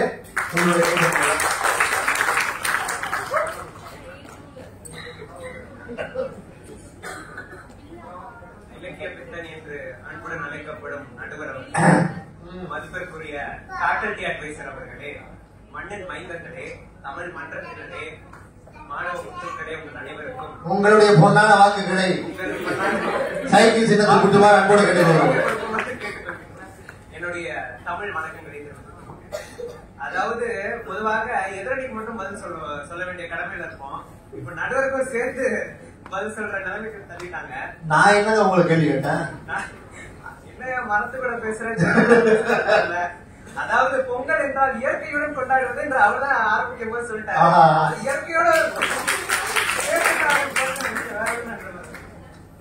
ஆக வாழ்க்கை இன்பம் தருதோ ஸ்ரீநிதி ரொம்ப துன்பம் தந்துட்டாங்க போல. அவர் பேசுறது தெரிஞ்சிருக்குது. எதிரணி யாரும் பார்த்துட்டேன்னா சரி. இப்ப இங்க வரும். எதிரணி முதலாவதாக பேசிய மெய்யப்பன் அருமையா பேசினார். அதாவது அவர் பேசின பேச்சுக்கு ஆடியன்ஸ் எல்லாம் சரி வாங்க உருப்படான்னு எந்திரிச்சு போயிடுவாங்க, எந்திரிச்சு போயிட்டு இருக்காங்க. அது அந்த பயத்துல வேற உட்காந்துட்டு இருந்தாங்க. நீங்க சொல்றதை கேட்டு உருப்படுறதே பாருங்க, பொறுமையா நடக்கிறாங்க. பொறுமையா போகமா, ஒன்னும் பிரச்சனை இல்லை. அந்த பயத்துல பாத்து நேரம் உட்காந்துட்டு, அதாவது அந்த பக்கம் கதவு இருந்தா கூட ஒரு மனசு திருப்தியா இருக்குங்க. அப்படியே போறாங்க, யாருக்கும் தெரியாது. இப்ப கண்ணு முன்னாடியே எஞ்சி போறது எப்படி தெரியுமா இருக்கு? பேசுங்க. அதுக்கு அடுத்து பேசினார் ஒருத்தர், அதை வேற ஞாபகப்படுத்திட்டீங்க. அதாவது அவர் சொல்றாரு, வாழ்க்கையின் அடிமட்டத்திற்கு சென்றால்தான் உங்களுடைய மேக்ஸிமம் பொட்டன்ஷியலை அடைவீர்கள் அப்படின்றாரு. அதாவது நான் என்ன கேட்கிறேன், வாழ்க்கை என்பது எதனா ஓட்ட பந்தயமா, இல்லாவது ஏதாவது போட்டி வச்சு நடத்துறீங்களா? யார் விரைவாக எல்லைக்கோட்டை மேக்ஸிமம் பொட்டன்ஷியலை காட்டி எல்லைக்கோட்டை யார் விரைவாக சென்றடைவது என்பது எதனா போட்டி நடத்துறீங்களா? அது முதல்ல ஓட்டப்பந்தயம். வாழ்க்கை என்பது ஓட்டப்பந்தயம் இல்லை என்பதை உணர வேண்டும். அன்னைக்கு இந்த சின்ன பையன் வந்துருந்தாங்க, அந்த மாதிரி ஒரு சின்ன பையன் ரொம்ப சோகமா கடத்துல கை வச்சுட்டு உட்காந்துட்டு இருந்தான். நான் போயிட்டு கேட்டேன், தம்பி ஏன்டா இவ்வளவு சோகமா இருக்க? அந்த மாதிரிதான், ஏன்டா இவ்வளவு சோகமா இருக்க அப்படின்னு நான் கேட்டேன். அதுக்கு அந்த பையன் சொல்றான், வாழ்க்கையே ரொம்ப டிப்ரெஷனா இருக்குண்ணா. வாழ்க்கை டிப்ரெஷனா இருக்கு. அதாவது இந்த இளைய சமுதாயத்தோட வார்த்தை பிரயோகத்தை பார்க்கணும். அதாவது அவ்வளவு பெரிய வார்த்தையை வந்து சாதாரணமாக கடந்து போயிடாங்க. இப்படி ஓடி சின்ன சின்ன பையன்லாம் சொல்றாங்க டென்ஷனா இருக்கு, டிப்ரெஷனா இருக்கு. யாருமே புரிஞ்சுக்க மாட்டேங்கிறாங்க. என்னடா பிரச்சனை?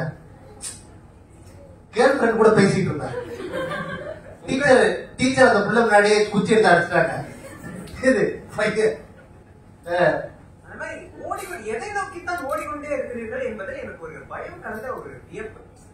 அப்படியாக சரி ஓடிக்கிட்டே இருக்கீங்க, சாதனைன்னு ஓடிக்கிட்டே இருக்கிறீங்களே, அந்த சாதனையாவது ஒழுங்காக தீர்மானம் செய்கிறீங்களா? ஒழுங்கா தீர்மானிக்கிறீங்களா? அதுவும் கிடையாது. எதை உதாரணம் காட்டிட்டு போயிருக்கிறார்? நாங்கள் எல்லாம் ஜேஇ நீட் போன்ற தேர்வில் வென்றவர்கள், சாதனையாளர்கள் அப்படின்ற வண்ணம் பேசிட்டு இருக்காரு. இப்ப என்ன நிலைமைனா, அம்மா வந்து 6 மாசமா இருக்கும் பொழுது கோச்சிங் இன்ஸ்டியூட் முன்னாடி போய் அப்படியாக அப்ளிகேஷன் ஃபார்முக்காக கியூல நிக்கிற அவலம் வேற எந்த நாட்டிலேயாச்சும் இருக்குமா? இங்க இருக்குங்க, இந்த நாட்டுல மட்டும்தான் இருக்கும். அதாவது அந்த குழந்தையின் பிஞ்சு குழந்தையின் மலரை அழித்து அவனை ஒரு இயந்திரத்தனமான வாழ்க்கை முறைக்குள் தள்ளுகிறது இந்த சமூகம். மறுக்க முடியுமா நம்மளால?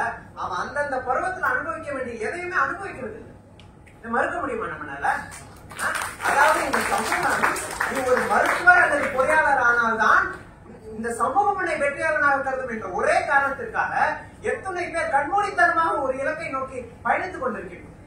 அப்படி கண்மூடித்தனமாக பயணிக்க ஒரு கூட்டம், அதனை வழிநடத்த ஒரு எதிரணியா? இதைத்தான் நீங்கள் சாதனை என்று கருதுகிறீர்களா என்று கேட்கிறேன். தீர்மானம் பண்றீங்க, ரொம்ப முரண்பாடா இருக்கு இல்லையா? அடுத்து இதை பத்தி பேசும்போதுதான் அப்பா நடுவர்கள் அதை பத்தி பேசியிருந்தார். அப்பா படத்துல ஒரு அருமையான காட்சி இருக்கும். அப்படியாக அரசு பள்ளியில படிக்கும் அந்த பையன் வந்து அவங்க அப்பாவை பார்த்து கேட்பான், அப்பா ஏன்பா எங்க ஸ்கூலுக்கு எல்லாம் மேன் இல்லைன்ற மாதிரி கேட்பான். அதுக்கு சமுத்திரகனியண்ணன் ஒரே வரையில ரொம்ப பொருத்தமான பதில் சொல்லியிருப்பாரு, தம்பி நீங்க எல்லாம் நாட்டுக்கோழிப்பா, அவங்க எல்லாம் கூண்டில் அடைக்கப்பட்டு எடுத்து செல்லப்படும் பிராய்லர் கோழி வகைகள் என்று 1000 அர்த்தம் அந்த வசனம் பின்னாடி. அப்படி அருமையா சொல்லியிருப்பார் இல்லையா? அதே மாதிரி கடந்த வருஷத்துல வெளிவந்த படங்கள்ல நம்ம மனசு தொட்ட படம் அப்படின்னு பாத்தீங்கன்னா மெய்யர்கள் எனக்கு ரொம்பவே பிடிச்சிருந்துச்சு. அந்த படத்துல பாத்தீங்கன்னா அந்த சலிப்பான அன்றாட வாழ்க்கையை தவிர்த்து விட்டு ஒரு நாள் கூட சொல்ல முடியாது, ஒரு ராத்திரி அவர்கள் அப்படியாக மேற்கொள்ளும் அந்த உரையாடல் அவர்களோட வாழ்க்கையை மாற்றி, அவர்களோட வாழ்க்கை மட்டுமல்ல நம்மளோட வாழ்க்கையிலேயே என்னென்ன சின்ன விஷயங்களை நம்ம தவற விட்டுருக்கோம் அப்படிங்கறத நம்ம கண்டிப்பா நினைவு இல்லையா? என்னதான் நடுவர் சொன்ன மாதிரி 40 லட்சம் 50 லட்சம்னு வெளிநாட்டுல போய் வேலை செஞ்சாலும் உள்ளூர்ல ஜம்பு விவசாயம் பார்த்துட்டு ராஜா மாதிரி வாழ்ற வாழ்க்கை வருமா நடுவர்களே? வருமா? இந்த மாதிரி இறந்த விஷயங்கள் பற்றி பேசும் பொழுது தன்னுடைய வாழ்க்கையை இழந்த ஒரு ஜீவன் வந்து நம்ம எல்லார் வீட்லயுமே இருப்பாங்க. அது வேற யாரும் இல்ல, நம்ம அம்மா தான். அதாவது கல்யாணம் வரை பெற்றோர்களுக்காக, அதற்கும் பின் கணவனுக்கு துணை புரிய, அதற்கும் பின் பிள்ளைகளின் சாதனைக்காக, அப்படியாக வாழ்நாள் முழுவதும் மற்றவர்களின் சாதனையை தன்னுடைய சாதனையாக கருதி வாழ்நாள் முழுவதும் வாழும் ஒரு ஜீவன் என்று பாத்தீங்கன்னா நம்ம அம்மா. இதை மறுக்க முடியுமா? மறுத்து சொல்ல முடியுமா இத? ஆனால் என்றாவது அவருக்கு நம்மளுடைய நேரத்தை நம்ம செலவிட்டு இருக்கோமா? யோசிச்சு பாருங்க. நமக்கு தான் டைமே இல்லையே. நம்ம தான் ஓடிக்கிட்டே இருக்கோமே, சாதனை லட்சியம் ஓடிக்கிட்டே இருக்கோம். நம்ம ஒன்றை மட்டும் இந்த மன்றத்துல இருக்கிறவங்க ஒரு விஷயத்த மட்டும் நான் சொல்லிக்கிறேன், மன்றாடி கேட்டுக்கொள்கிறேன். கொஞ்சம் நில்லுங்க, கொஞ்சம் நிதானமா இருங்க. உங்க சுற்றத்தை பாருங்க, உங்க உறவுகளை பாருங்க, உங்க நண்பர்களை பாருங்க, அவர்களுடன் நேரத்தை செலவிடுங்கள், மகிழ்ச்சியாக இருங்க. இந்த நேரமோ காலமோ போனா திரும்ப வராதுங்க. இதை மட்டும் நான் சொல்லிக்க விரும்புறேன். கடைசியா இது நீங்க சொல்லவே இல்லைன்னு சொல்லிட்டீங்க. ஆகவே கடைசியா ஒரு மிக மனகணத்தோட ஒரு விஷயத்தை மட்டும் பகிர்ந்துட்டு இங்க விடைபெற்றுக் கொள்கிறேன். அதாவது ஒரு 2 வாரங்களுக்கு முன்னாடி என்னுடைய கல்லூரி நண்பர் ஒரு ரயில் விபத்துல தவறிட்டார். ஆனால் அவர் இந்த இடத்தை அடைய எத்துணை கனவுகள், எத்துணை உழைப்பு, எத்துணை தியாகங்கள். ஆனால் அவை அனைத்தும் ஒரே நிமிடத்தில் அர்த்தமற்று போய்விட்டது. ஒரு நிமிடம் தான். ஆக எதை நோக்கி ஓடிக்கொண்டிருக்கின்றோம், எதை இலக்காக வைத்திருக்கின்றோம் என்று தெரியாமல் ஒரு ஓடிக்கொண்டே இருக்கிறாமல் கொஞ்சம் நில்லுங்கள். உங்கள் சுற்றத்தை தயவு செய்து பாருங்கள். அது திரும்ப நான் ஒரே ஒரு முறை சொல்லிக்கிறேன். வாழ்க்கை என்பது ஓட்டப்பந்தயம் அல்ல, யார் விரைவாக சென்று முடிக்கிறார்கள் என்பது. வாழ்க்கை என்பது அந்த எல்லை கோட்டிற்கு முன்னால் இருக்கும் அந்த பயணத்தை, அந்த பாதையை ரசித்து மற்றவர்களையும் மகிழ்வித்து வாழ்வதே வாழ்க்கை என்று சொல்லி நல்ல வாய்ப்புக்கு நன்றி கூறி விடைபெறுகின்றேன். வாழிய செந்தமிழ், வாழ்க நற்றமிழர், வாழிய பாரத மணித்திருநாள். நன்றி. கரெக்டா 5 நிமிஷம் தான், 5 நிமிஷத்துக்குள்ளே முடிச்சிட்டாப்ல. அது கருத்தா பேசி இதெல்லாம் சொல்லி இந்த இதுல நீங்க கேட்கலாம். நல்ல கேள்வி. வாழ்க்கைன்னா நீங்க பாட்டு ஓடிட்டே இருக்கீங்களே, திடீர்னு ஒரு நாள் ரயில் ஆடிவிட்டு போனா என்ன ஆகும்? அப்ப நீங்க வாழ்க்கையில அனுபவிக்க வேண்டிய தருணங்களை எல்லாம் விட்டுருப்பீங்களே அப்படின்னு ரொம்ப அழகா கேட்டிருக்காரு. நம்ம வாழ்க்கையே அப்படிதான். பெர்னாட்ஷா சொல்ற மாதிரி ஒண்ணு மாத்தி ஒண்ணு தேடி கடைசியில ஒண்ணுமே கிடைக்காம போறது பேர் தான் வாழ்க்கைன்னு. நீங்க ஒண்ணு மாத்தி ஒண்ணு தேடுவீங்க. 10th படிக்கும் போது மேக்ஸ் சென்டா எடுக்கணும், 12th படிக்கும் போது அக்கௌண்ட்ஸ் சென்டா படிக்கணும், காலேஜ் படிக்கும் போது நல்ல மார்க் எடுக்கணும், வேலைக்கு போகணும், அப்படி இப்படின்னு ஓடிட்டே இருக்கும். ஒரு இடத்துல நிக்காது நம்மளுக்கு. கல்யாணம் ஆயிடுச்சுன்னா சரி அப்பயே நிப்பானா நிக்காது. குழந்தை நல்ல குழந்தையா இருக்கணும், கல்யாணம் பண்ணி வைக்கணும், நேரம் பத்தி எடுக்கணும், வீடை கட்டணும், காரை வாங்கணும், அது இதுன்னு ஓடிட்டே இருக்கும். அப்ப நம்ம பிக்ஸ் பண்ற இலக்கு எல்லாமே என்ன ஆகுது? மாறிட்டே இருக்கு. இப்ப இந்த மாறின இலக்கை நோக்கி நம்ம ஓடுறமே தவிர இயல்பான வாழ்க்கையை வாழல அப்படின்னு ரொம்ப கருத்தா அழகா பேசியிருக்கிறாப்ல. வாழ்த்துக்கள், பாராட்டுகள். நீங்க பதில் சொல்வதற்காக சந்தியா அவர்கள் வராங்க. சந்தியா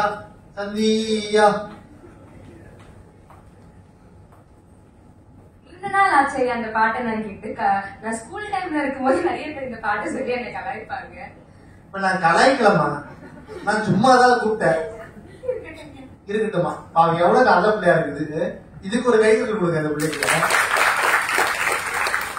மதிப்பிற்குரிய நடுவர் ஐயா அவர்களுக்கும் இயக்குனர் இப்பதான் கலந்திருக்காங்க மற்றும் நம் ஃபேக்கல்டி அட்வைசர் ஐயா அவர்களுக்கும், ஆசிரியர் பெருமக்களுக்கும், என் தோழமைகளுக்கும், அவையோர் அனைவருக்கும் என் அன்பு வணக்கங்களை தெரிவித்துக் கொள்கிறேன். ஐயா, இந்த கண்ணாடி ஜாடிக்குள்ள பாத்தீங்கன்னா பூச்சிகள் எல்லாம் போட்டு பூட்டி வைப்பாங்க, மூடி போட்டு மூடி வைப்பாங்க. அந்த பூச்சிங்க வெளில வர்றதுக்கு ரொம்ப முயற்சி பண்ணிட்டே இருக்குமா. ஒரு நேரம் கொஞ்ச நேரம் கழிச்சு பாத்தீங்கன்னா அது அந்த மூடியை திறப்பாங்க. ஆனா பூச்சி எதுவுமே மேல வராது. ஏன்னா அது அங்கேயே பழகி இருக்கும். அந்த மாதிரி இன்பத்திலேயே பழகின 3 பேரும் தான் அதுக்காக குரல் கொடுத்துட்டு இருக்காங்க. பொழுதேனிக்கும் பொங்கல் கொண்டாடுறவங்க குரூப், பொழுதேனிக்கும் ஜாங்கிரி தின்ற குரூப், பொழுதேனிக்கும் வீட்லயே உட்காந்துக்கிற குரூப் இருக்கு. அப்படிதான் இருப்பாங்க. நடுவரே, இந்த ECG ஸ்கேன் பாத்தீங்கன்னா அதுவும் நம்ம வாழ்க்கை மாதிரிதான். ஒரு கோடி மேல ஒரு கோடி கீழே இருக்கும். அதாவது காத்து மேல, காத்து கீழே, காத்து சைட்ல. நம்ம வாழ்க்கையில பாத்தீங்கன்னா இன்பன்ற கோடி மேல போகும்போது துன்பன்ற கோடி கீழே இறங்கத்தான் செய்யும். இவங்க சொல்ற மாதிரி இன்பம் மட்டுமே மேல போயிட்டே இருந்துச்சுன்னா கடைசியில நேர்கோடா போய் வாழ்க்கையா முடிச்சு போயிடும். போயிட்டே இருந்தா என்ன ஆகுது? டெய்லியும் தாண்டி தின்னுட்டு தான் என்ன ஆகுது? ஹாஸ்பிட்டல்ல போய் படுக்க வேண்டியதான். டாக்டர் திட்ட முடியல டாக்டர். இப்ப நமக்கு வர இந்த ப்ரோக்ராஸ்டினேஷன் அப்புறம் டிப்ரெஷன் இந்த மாதிரி வர துன்பத்துக்கெல்லாம் என்ன காரணம் நினைக்கிறீங்க? இவங்கதான் இந்த மாதிரி ஆட்கள் இருந்தா துன்பம் வரதான் செய்யும். நாம வந்து நம்மளோட துன்பத்தை மறைக்கிறதுனாலதான். இந்த நேரத்துக்கு மட்டும் ஏதாச்சும் ஜாலி பண்ணி அதை மறக்கடிச்சிருவோம். ஆனா துன்பத்தினால அடைக்கப்படுற அந்த ஜாதி ரொம்ப நேரம் தாங்காம ஒரு நேரத்தை வெடிச்சிருவாங்க. எதிரடி வந்து நல்லா பேசினாரு. ஒரு சின்ன வாண்டு பையன் வந்து ஸ்ட்ரெஸ் டிப்ரெஷன் பெரிய பெரிய வார்த்தை எல்லாம் சொல்றாரு. அதுக்கெல்லாம் காரணம் என்ன நினைக்கிறீங்க? இவர் பார்த்தா தோணுது வந்து சொல்லணும், அதனால அது சொல்றான். நான் அப்புறம் வந்து எல்லாரும் ஆசீர்வாதம் பண்ணும்போது கூட வந்து பாத்தீங்கன்னா எல்லாம் சந்தோஷமா இருந்தா சொல்றாங்க. சந்தோஷத்தை பத்தி இவ்வளவு பேசுற நாம துன்பன்றத பத்தி ஒரு நாளும் பேச மாட்டோம். எல்லாரும் துன்பமா இருக்கேன்னு அவளுக்கு ஒரு வார்த்தைக்கு சொல்றதா மாட்டாங்க. ஆனா சந்தோஷம் நம்ம இப்ப சந்தோஷமா இருக்கணும்னு வச்சுக்கோங்க, அதை நண்பர்கள்ட்ட பகிர்வோம், குடும்பத்துல பகிர்வோம், சொந்த பந்தங்கள்ட்ட சொல்லுவோம். ஆனா துன்பம்னு ஒண்ணு வந்துச்சுன்னா அது தனியா ஒரு தனிமரமா இருந்துதான் நம்ம அதை எதிர்கொள்ளுவோம். அந்த மாதிரி எல்லா துன்பமும் சேர்ந்து இந்த மனசுல டிப்ரெஷன் மன உளைச்சலா வெளிப்படுதுங்க. சொல்லுவாங்க கடும் மன உளைச்சலுக்கு ஆளாயிட்டு. காரணம் தான் நம்ம ஏதாவது பிரச்சனைன்னு நம்ம ஃப்ரெண்டுக்கு போன் பண்ணா நம்ம பிரச்சனையை விட்டு அவன் ஒரு பிரச்சனையை சொல்லுவான். நீங்க பாத்துருக்கீங்களா? நம்ம ஒரு பிரச்சனையை சொல்லான்னு போன் பண்ணா அவன் ஒரு கதை சொல்லுவான். ஆனா ஏன்டா இவன்ட்ட சொல்லிட்டு போன பண்ணிட்டு நம்மளே பார்க்க வேண்டியதா இருக்கும். நடுவரே, நமக்கு ஒருத்தரோட ஆறுதல்னால கிடைக்கிற இன்பத்தை விட நம்மளா ஒரு செயலை செஞ்சு அதுல தோல்வி அடைஞ்சு அதுல கிடைக்கிற துன்பத்தினால பிற மனிதர்களால கிடைக்கிற அவமானத்தினால வர கோபத்தினால வர ஊக்கம், அதுதான் நடுவரே நம்மளை இன்னும் மேல் நோக்கி கொண்டு போகுது. அதனாலதான் ரொம்ப அழகான பாயிண்ட்டுங்க. ஆமா, அதனாலதான் இன்னைக்கு தலைப்பு கூட துன்பம் நீக்கி வளரவான் இருக்கு. இன்பம் நீட்டி வளரவான் இல்லையே. எதிரடி சொல்ற மாதிரி துன்பம் வந்த உடனே யாருக்கிட்டாச்சும் பகிரோன்னு வச்சுக்கோங்க, துன்பம் போயிடும். சரி, துன்பத்தை கொடுத்து அந்த செயல் போகுமா? நம்ம அந்த துன்பத்தை எப்ப நீக்கிறோமோ அப்பதான் நம்மள பிற்காலத்துல அந்த செயல் என்பது பிற்காலத்துல நம்மளை பாதிக்காம இருக்குன்ற போது இந்த நேரத்துல எனக்கு அந்த துன்பம் தானே வாழ்க்கைக்கு ஒரு வழியா அமையுது. அப்ப அதனால வாழ்க்கைக்கு முக்கியம். ஒருவன் வாழ்வுல வளர்ச்சி மகிழ்ச்சி வேணும்னு நினைச்சான்னா தன்னுடைய பயணத்துல தன்னுடைய பாதையில வர துன்பம் எல்லாத்தையும் கடந்தா மட்டும்தான் அவனால வெற்றி பெற முடியும். நான் சொல்றது சரியான நடுவரே? நீங்க சொல்றது எல்லாம் சரிதான், பிரமாதமா பேசுறாங்க ஐயா. என்னோட ஒரு ஆக்கப்பூர்வமான கவிதை ஒண்ணு படிச்சேன். துன்பம் துரத்துகிற நாய் நீ ஓடும் வரை எதிர்த்து நின்று பார், தூரத்து புள்ளியாய் தொலைந்து போகும். எதிர்த்து நின்று பார், தூரத்து புள்ளியாய் தொலைந்து போகும். திரும்பி பார்த்தா பாயுது. நம்ம எல்லாருக்கும் பிரச்சனை எதிர்கொள்ளணும் அப்படின்றதுக்கு ஒரு பயம் இருக்கும். அந்த பயத்தினாலதான் எல்லாத்தையுமே தள்ளி போடுறோம். அதுவே ஒரே ஒரு நிமிடம் இந்த துன்பத்தை என்னால எதிர்கொள்ள முடியும் அப்படின்னு நினைச்சோம்னா வாழ்க்கையே நம்ம வென்றுடலாங்க, உலகத்தையே வென்றுடலாம். இந்த நேரத்துல நான் ஒரு படத்தோட காட்சியை வந்து குறிப்பிட விரும்புறேன் நடுவரே. ஒரு பள்ளி செல்லும் ஒரு பையன் வந்து வீட்டுக்கு போயிட்டு அவனோட போன்ல கேம் விளையாடிட்டு இருப்பான். அம்மா பார்த்து கேட்பாங்க, ஏன்டா படிக்காம கேம் விளையாடிட்டு இருக்கேன். தம்பி திரும்ப கேள்வி கேட்பாரு, நான் ஏன் படிக்கணும்? அம்மா சொல்லுவாங்க, நீ நல்லா படிச்சா நல்ல காலேஜுக்கு போவ, நல்ல காலேஜ் போய் நல்ல வேலைக்கு போனா கால் போட்டு ஏசி ரூம்ல ஜாலியா கேம் விளையாடுறாங்க. தம்பி சொன்ன ஒரு வார்த்தை, நான் ஏற்கனவே அதான் பண்ணிட்டு இருக்கேன். இந்த காட்சியை நான் சிறு வயதுல பார்க்கும்போது எனக்கு நல்லாதான் இருந்துச்சு. ஆனா ஒரு நிமிடம் யோசிச்சு பார்த்தேன், நான் இந்த நொடி மட்டும் சந்தோஷமா அனுபவிச்சேன்னா என்னோட வாழ்க்கை முழுவதும் நிம்மதியா இருக்குமா? இப்ப எந்த துன்பமும் படாம எந்த முயற்சியும் செய்யாம வாழ்க்கையை நான் அப்படியே அனுபவிச்சா நல்லா இருக்குமா? பதில் என்னோடது இல்லைங்க, உங்களோடது.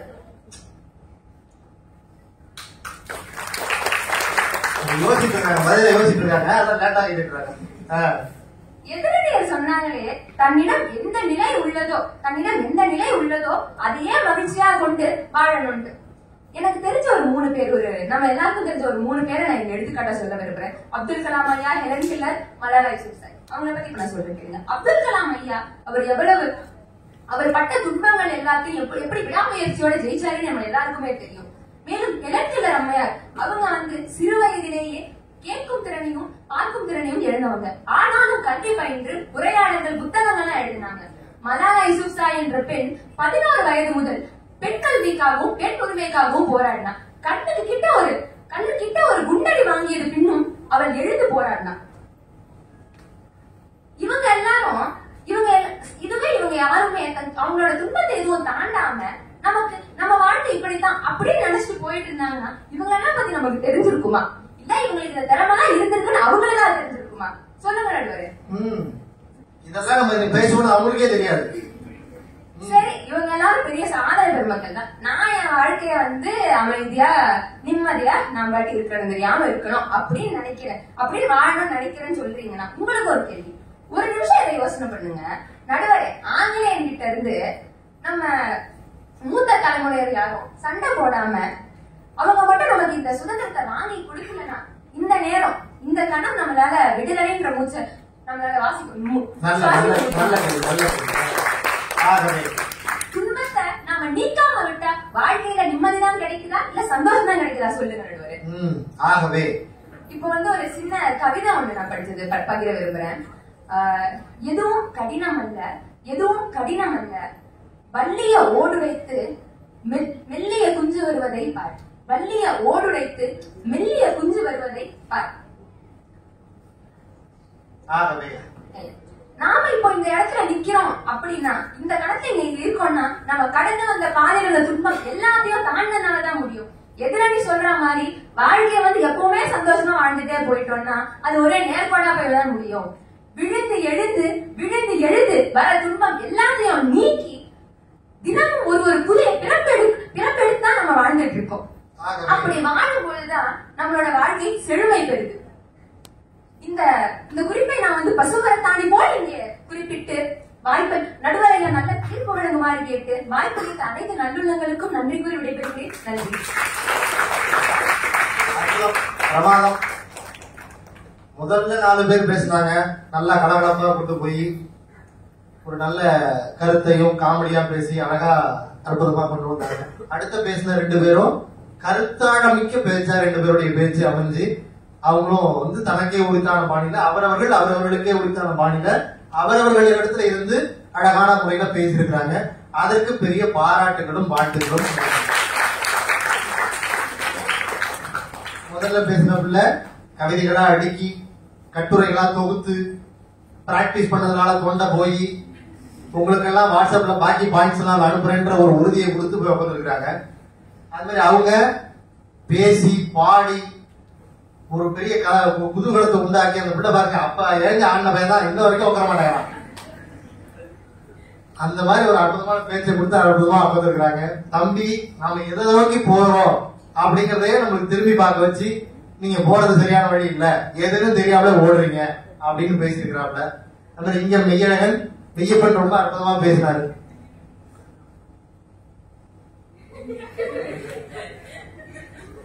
ரொம்ப அற்புதமான முறையில தனக்கே உரித்தான பாணியில நிறைய கவிதைகள் எல்லாம் கொண்டு வந்து மைக்க தட்டி 15 இதெல்லாம் தட்டி உங்களை எல்லாம் கேட்க வச்சாரு. அதே மாதிரி தம்பி ஸ்ரீநிதிக்கு சரியான பதிலடி கொடுக்கக்கூடிய ஒரே ஆளுங்கிற மாதிரி ஒரு பதிலை கொடுத்தாரு. சரியான பதில் கொடுத்தாப்ல. திரும்ப நீங்க கேள்வி எடுத்து நம்ம பதில் கொடுப்போம், சபை நாகரிகம் எழுதி நாங்க எல்லாம் கப்பல உட்காந்துருக்கோம் அப்படின்ற மாதிரி எங்களை விட்டீங்கன்னா நாங்க ராணுவ பட அந்த மாதிரி அற்புதமா பதில் சொல்லுவாங்க. அவங்க அதுக்கு நல்லா அற்புதமா பதில் சொல்லி நல்ல கருத்துக்களோட பேசினாரு. அதே மாதிரி கடைசியா பேசுறவங்க என்னங்க வாழ்க்கையில என்ன இருக்குன்றது தெரியாமலே நம்ம வாழ்ந்துகிட்டு இருக்கோம். நம்முடைய வாழ்க்கையை தேடி பார்த்தா திரும்பி பார்த்தா நம்ம கேள்விகளுக்கான பதில் எல்லாம் இருக்கும்னு ரொம்ப அற்புதமான முறையில அற்புதமா பேசினாங்க. எல்லாரும் நல்லா பேசினாங்க, நீங்களும் நல்லா கேட்டுட்டீங்க. இப்ப என்ன தீர்ப்பு சொல்லலாங்கிறத நீங்க ஓரளவுக்கு யோசிச்சிருப்பீங்க இல்லையா? ஆனா நீங்க நினைக்கிறதா நான் சொல்லுவேங்கிறதையும் உறுதியா சொல்ல முடியாது. நீங்க நினைக்கிறது ஒன்னா இருக்கலாம், நான் நினைக்கிறது ஒன்னா இருக்கலாம். இவங்க பேசுறத வச்சுதான் நம்ம தீர்ப்பு சொல்ல முடியும். இப்ப வாழ்க்கை அப்படித்தானே, நீங்க நம்ம ஒண்ணு நினைக்கிற மாதிரி இருக்காது. முன்னெல்லாம் வாழ்ந்தவருடைய வாழ்க்கையும் இப்ப வாழ்றவங்களுடைய வாழ்க்கையும் இனி வர்ற காலங்கள்ல நம்முடைய வாழ்க்கை எப்படி இருக்குன்னு பார்த்தாலே அது நம்ம நினைச்ச மாதிரி இருக்காது. நினைச்சு பார்த்துருக்கோமா? ஒரு லேண்ட்லைன் போன் எடுத்து காலில் வச்சுட்டு இருந்த ஆட்கள், ஆனா போன் பண்ணி வெளிநாட்டுல இருக்கவங்க கூட வீடியோ கால் பேசுற அளவுக்கு வாழ்க்கையை மாறும்ன்றத நம்ம நினைச்சு பார்த்துருக்கோமா? நினைச்சு பார்த்துருக்கோமா? 2008 தான் ஜப்பான்ல அமெரிக்காவிலாம் வீடியோ கால் அப்படின்னு ஒண்ணு வந்திருக்கு, போன்ல வந்து வீடியோ கால் பண்றாங்க அப்படின்னு ஒரு நியூஸ் வந்துச்சு சன் நியூஸ்ல. நான் இப்ப 8வது படிச்சுட்டு இருந்தேன், 12th ஏதோ படிச்சுட்டு இருந்தேன். அப்புறம் பார்க்கும்போது எனக்கு வந்து ஆச்சரியமா இருக்கு, என்னடா அது வீடியோ கால் பேசலாம் போல இருக்கு போன்ல அப்படின்ற மாதிரி இருந்தது. இப்ப நம்ம அதெல்லாம் தாண்டி ஒரு இடத்துக்கு வந்துட்டோம். மெட்டா அப்படின்னு வேற ஊர்ல ஒரு பையன் இருக்கலாம், ஒரு பொண்ணு வேற ஊர்ல இருக்கலாம், பாத்துக்கலாம், பேசிக்கலாம், கல்யாணமே நடக்குது. இதுல மெட்டாவர்ஸ்ல கல்யாணமே நடக்குது. ஐயா அமெரிக்கால இருக்காப்ல வர முடியாது, கல்யாணம் பண்ணுங்க, பண்றான். ஆனா நம்முடைய வாழ்க்கை என்ன, அது நம்முடைய தொழில்நுட்பங்கள் மாறுது, பழக்க வழக்கங்கள் மாறுது. கார் முன்னாடி இருந்த கார் கிடையாது, இப்ப அம்பாசிடர் கார் கிடையாது. இப்ப எழுத்தாப்புல போற கார் எவ்வளவு ஸ்பீட்ல ஓடுதுங்கிறது நம்மளால சொல்ல முடியும். மாறிடுச்சு, டெக்னாலஜி மாறுது. சன்ரூஃப்னு ஒண்ணு நாங்க யோசிச்சு பார்த்ததே கிடையாது, அந்த காலத்துல யோசிச்சு பார்த்துக்க மாட்டாங்க. இப்ப சன்ரூஃபோட நம்ம கார் ஓட்ட முடியும். சன்ரூஃபோட கார் ஓட்டினா தாத்தா கேட்கிறாரு, ஏண்டா திடீர்னு ஒரு தேங்காய் மேல விழுந்ததுன்னா கண்ணாடி உடைக்க கூடாதா அப்படிங்கிறாரு. சன்ரூஃப் வச்சது இருக்கு, நல்லா இயற்கை அழகா வச்சுட்டு போலாம் அப்படின்னு. ஆனா காருக்குள்ள தேங்காய் விழுந்தா என்ன ஆகுதுன்னு அவர் யோசிப்பாரு. அப்ப பழக்க வழக்கங்கள் மாறுது, தொழில்நுட்பங்கள் மாறுது, சிந்தனைகள் மாறுது. சிந்தனைகள் மாறுறது நம்மளும் கண் கூட பார்த்துட்டு இருக்கோம். நீங்க 10th படிக்கும் போது, நீங்க 1வது 2வது படிக்கும் போது இருக்கிற பிள்ளைகள் மாதிரி இப்ப இருக்கிற பிள்ளைகள் கிடையாது. நீங்க நினைக்கிற மாதிரி இப்ப அந்த பசங்க நினைக்க போறது கிடையாது. 5வது படிக்கிற பிள்ளைகளுடைய மனநிலைமை மாறி இருக்கு, அவங்க பேசுற வார்த்தை மாறி இருக்கு. செம்மையா இருக்க அப்படிங்கிற அவன் பையன். What is the meaning of செம்மையா? நமக்கு தெரிஞ்சதுன்னா செம்மை அப்படிங்கிறதா தெரியும், செம்மைங்கிறான். ஒரு திருக்குறளை கேட்ட ஒரு பள்ளிக்கூடத்தில் போய், அன்பிலார் எல்லாம் தமக்குரியர், அன்புடையார் என்பும் உரியர் பிறர்க்கு. நீங்களாம் 2K கிட்ஸா 90s கிட்ஸா? 2K kids sir, right. நான் 90s கிட்ஸ். என்கிட்ட கேட்டா குரல் முழுக்க தெரியும், உங்கள்கிட்ட கேட்டாலும் குரல் ஓடலன்னு சொல்லிடுறீங்க, முழுசா சொல்லிடுறீங்க. அந்த பிள்ளைகிட்ட எல்லாம் தெரிய மாட்டேங்குது. இப்ப பள்ளிக்கூடத்துல படிக்கிற பசங்களுக்கு தெரிய மாட்டேங்குது. ஏன்னா நான் ஏன் அப்படி சொல்றேன்னா, எல்லா இடத்துக்கும் போகிறேன், நான் பாக்குறேங்கிறத சொல்றேன். நான் இந்த குரலை சொல்றேன், முதல் குரலை சொல்லும் போது என் கூட ராகமா சொல்றான், அன்பிலார் எல்லாம் தமக்குரியர் சொல்றான். அன்புடையார் அப்படிங்கிற கம்முனடா அவரே சொல்லுவாரு, நம்ம கேட்போம் அப்படின்னு. நான் ஃபில்லிங் தி பிளாங்க்ஸ் மாதிரி டேஷ் உரியர் பிறர்க்கு அப்படின்னு சொல்லிட்டு ஆப்ஷன் கொடுக்குறேன். ஆப்ஷன் ஏ எறும்பு, ஆப்ஷன் பி சதை, ஆப்ஷன் சி இதயம். இதுல ஏதாவது ஒரு சொல்லிடாங்கன்னா நீங்களே சொல்லுங்க. அப்ப என்ன ஆகுதுன்னா, நம்ம படிக்கிற வழக்கம் போயிடுது, பேசுற வழக்கம் போயிடுது, எதை கத்துக்கணுங்கிற எண்ணமும் போயிடுது. வாழ்க்கை மாறிக்கிட்டே இருக்கு. நம்ம போற ஓட்டத்துல வாழ்க்கை மாறிக்கிட்டே இருக்கு, தொழில்நுட்பங்கள் எல்லாமே மாறிக்கிட்டே இருக்கு. மாறாதது என்ன இருக்கு அப்படின்னா, மனுஷன் இருக்கிற மனிதாபிமானம், மனுஷன் இருக்கிற மனிதம் என்கிற சிந்தனை மட்டும்தான் மாறாமலே இருக்கு. இன்னைக்கு யாராவது அடிபட்டாலுமே கூட ஓடி போய் ஹெல்ப் பண்ணனாலும் ஐயோ விழுந்துட்டாங்களேன்னு நினைக்கிற இழப்பு தான் இன்ன வரைக்கும் நம்மள மனிதர்களா வச்சுக்கிட்டு இல்லையா? அப்ப நம்மள்ட்ட தொழில்நுட்பம் மாறலாம், பொருள் மாறலாம், வசதிகள் மாறலாம், ஆடம்பரங்கள் மாறலாம், எல்லாம் மாறினாலும் அடிப்படையா மனிதம் என்கிற ஒரு சிந்தனை மட்டும் இருந்துட்டே இருக்கு. இப்ப இதை வச்சுதான் நம்ம என்ன பண்ண போறோம்? வாழ்க்கையை அனலைஸ் பண்ண போறோம். இன்பத்தோட கூட்டிக்கிட்டு வாழ்க்கையை வாழ்றது மனித வாழ்க்கையா, இல்ல துன்பங்கள் எல்லாம் நீக்கி வெற்றி பெற்று வாழ்க்கையில வளர்றது மனித வாழ்க்கையா அப்படிங்கறதான் கேள்வி.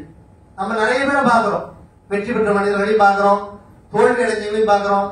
சில பேர் சொல்லுவான், நான் மட்டும் பாரின் போயிருந்தேன்னா அந்த காலத்துல என் ஃப்ரெண்டு மாதிரியே வீட கட்டியிருப்பேன். ஏன் நீ அப்படியே போறது? அப்ப போகாத இப்போ நான் அப்படியே போயிருந்தேன்னா அப்படின்னு. சில பேர் வாழ்க்கையில வெற்றி பெற்றவங்க பார்த்தா நமக்கு ஒரு பெரிய மகிழ்ச்சி ஏற்படும், ஒரு உத்வேகம் ஏற்படும். தம்பி கூட சொன்னாப்ல, நீங்களா எக்ஸாம் எழுதி பாஸ் பண்ணிட்டு வந்திருக்கீங்களா, அது என்னமோ பெரிய பெருமை நினைக்கிறீங்க அப்படின்லாம் கேட்டார். உண்மைதான். ஆனா நமக்கு அந்த முயற்சி இருந்து நாம அதுல வெற்றி பெறணும்னா அது தப்பு கிடையாது. நம்ம யாராவது இன்ஃபியூஸ் பண்ணாதான் அது தப்பு. சிக்கன்ல இப்ப என்ன இருக்கு, இன்ஃபியூஸ்டு சிக்கன் அப்படின்னா செத்து போன கோழிக்கு ஊசி போறோம். என்னது? செத்து போன கோழிக்கு ஊசி போட்டு அதுக்குள்ள இன்ஃபியூஸ் பண்ணி இன்ஃபியூஸ்டு சிக்கலாம். என்னது? நம்மளை தள்ளாம நாமளா போய் ஒரு வெற்றி அடைகிறோம்னா அது நமக்கு கிடைக்கிற வெற்றி. அது இவங்களுடையது.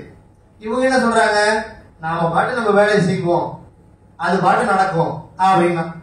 அப்படி யாராவது இருந்து அந்த வாழ்க்கையில யாராவது வெற்றி பெற்றிருக்காங்களான்னு பார்த்தா அது ஒரு பெரிய கேள்விக்குறிதான். பாருங்க, நீங்க வீட்லயே பாருங்க, எல்லாரும் தூங்கிட்டு இருப்பாங்க. காலைல ஏஞ்சி ஒருத்தவங்க ஏஞ்சி ஆரம்பிச்சாதான், இனிஷியேட் பண்ணாதான் நம்ம ஸ்கூலுக்கு கிளம்புறதாகட்டும், காலேஜ் கிளம்புறதாகட்டும் அந்த வேலையை செஞ்சு முடிப்பாங்க. யாரு? ஆமா, அவங்க இல்ல இவனை மட்டும் போறானோ, இவனை மட்டும் வரானோ, இவனை போறதுனால நம்மளுக்கு என்ன ஆகும் போதுன்னு அவங்க உட்காந்துருந்தாங்கன்னா நம்ம என்ன ஆயிருப்போம்? பெரிய இடங்களுக்கு வந்துருக்க மாட்டோம். ஒரு உதாரணம் சொல்றேன். வெஸ்ட் பெங்கால்ல ஒரு பொண்ணு, பிராமண வகுப்பை சேர்ந்த பொண்ணு, அந்த வீட்டுல 2 பெண் குழந்தைகள் பிறந்திருக்கிறாங்க. 3ஆவதா அந்த குடும்பத்தை சேர்ந்தவங்க ஒரு பொண்ணோட வயிற்றுல கர்ப்பம் ஏற்பட்டிருக்கு. 2 பெண் குழந்தையை வச்சு நம்மளால வளர்க்க முடியல, 3ஆவதா ஒரு பெண் குழந்தைய பெற்றிருப்பானு அந்த பெண் குழந்தைய கருவிலே கலைச்சிருவோம் அப்படின்னு ஸ்கேன் பண்ண பிறகு முடிவு எடுத்துட்டு அந்த குழந்தையை கலைக்க போயிருக்காரு. யார? வயிற்றுல இருக்கிற பெண் குழந்தை. அந்த பெண் குழந்தை போய் கலைக்க போகும்போது பார்த்தா டாக்டர் சொல்லிட்டாரு குழந்தை வளர்ந்து போச்சு, இதை கலைக்க முடியாது அப்படின்ட்டு. அந்த குழந்தை பிறந்த பிறகு வளருது, நர்சிங் படிக்குது. நர்சிங் படிச்சுட்டு ஒரு பேங்க்ல கிளர்க்கா சேருது. கிளர்க்கா சேர்ந்து பல போராட்டங்களை தாண்டி அந்த பேங்கினுடைய மேனேஜர் ஆகுது, ஜெனரல் மேனேஜர் ஆகுது. அதுக்கு பிறகு சிஇஓக்கு அப்புறம் அந்த பேங்கினுடைய சேர்மன் ஆகுது. சேர்மன் அப்படின்னா என்ன அர்த்தம்? சேர்மன் என்னது? சேர்மன் தலைவர், சேர்மேன் இல்லையா? சேருக்கான மேன், தலைவர் அப்படின்னு அர்த்தம். ஒரு பொண்ணு உட்கிற இடத்துல போயிட்டு மேன் அப்படிங்கிற பேர் இருக்கலாமா? இருக்கலாமா? இருக்கக்கூடாது. அதனால என்ன பண்ணாங்க, ஒரு சட்டம் இயற்றினாங்க. அந்த சட்டத்துல பேங்க்ல சேர்மன்ற பதவி இருக்கு. அதுல இது வரைக்கும் 200 வருஷம் பழமையான பேங்க் இருக்கு. அந்த பேங்க்ல 200 வருஷம் பழமையான பேங்க்ல 200 வருஷத்துல ஆண்கள் தான் தலைவரா இருந்திருக்கிறாங்க. முதல்ல ஒரு பெண் வந்து உட்கார போறாங்க. அப்ப சேர்மன்ங்கிற வார்த்தை இருக்கக்கூடாது, இந்த சேர்மன்ங்கிற வார்த்தைய சேர்பர்சன் மாத்தணும் அப்படின்னு முடிவெடுத்து இந்திய நாடாளுமன்றத்துல சட்டம் இயற்றி அந்த பொண்ணை அந்த பதவியில அமர வச்சாங்க. அந்த bank state bank of India. அந்த தலைவர், அந்த தலைவி யாருன்னா அருந்ததி பட்டாச்சாரியா, இந்தியாவின் முதல் ஸ்டேட் பேங்க் ஆஃப் இந்தியாவுடைய பெண் தலைவர். அப்ப என்னது, சாதாரண வார்த்தை தானே அது? சேர்மன் சாதாரண வார்த்தை தானே? வச்சுட்டு டேபிள் வச்சுட்டு சேர்ல போய் உட்காந்து வேண்டியதானே? அப்படின்னா இல்லாம ஒரு பெண் தன் வாழ்க்கையில் அடிபட்டு மிதிபட்டு அவர்கள் படுகிற துன்பம், அந்த பொண்ணுக்கு கர்ப்பத்தை கலைச்சிருந்தாங்கன்னா அந்த பொண்ணு குழந்தைய பிறந்திருக்காரு. ஆனா அதையும் போராட்டத்தை தாண்டி வெளில வந்து படிச்சு வேலைக்கு போய் இந்தியாவினுடைய நாடாளுமன்ற உறுப்பினர்கள் எல்லாரும் ஓட்டு போட்டு சட்டத்தை திருத்தம் பண்ணி சேர்பர்சன் ஒரு வார்த்தை, சாதாரண வார்த்தை தானே சேர்பர்சன், சேர்மனுக்கு என்ன பெரிய வித்தியாசம் இருக்குது? இந்த சாதாரணமான வார்த்தையை சட்ட திருத்தமா கொண்டு வந்து ஒரு பொண்ணை உட்கார வைக்கிறாங்கன்னு சொன்னா இதுதான் வாழ்க்கையில் நாம் பெறுகிற வெற்றி என்பதற்கான அர்த்தம். ஏன் இந்த கதையை சொல்றோம்? அந்த பொண்ணு போனா அந்த பொண்ணை பார்த்து 4 பேர் வருவாங்க.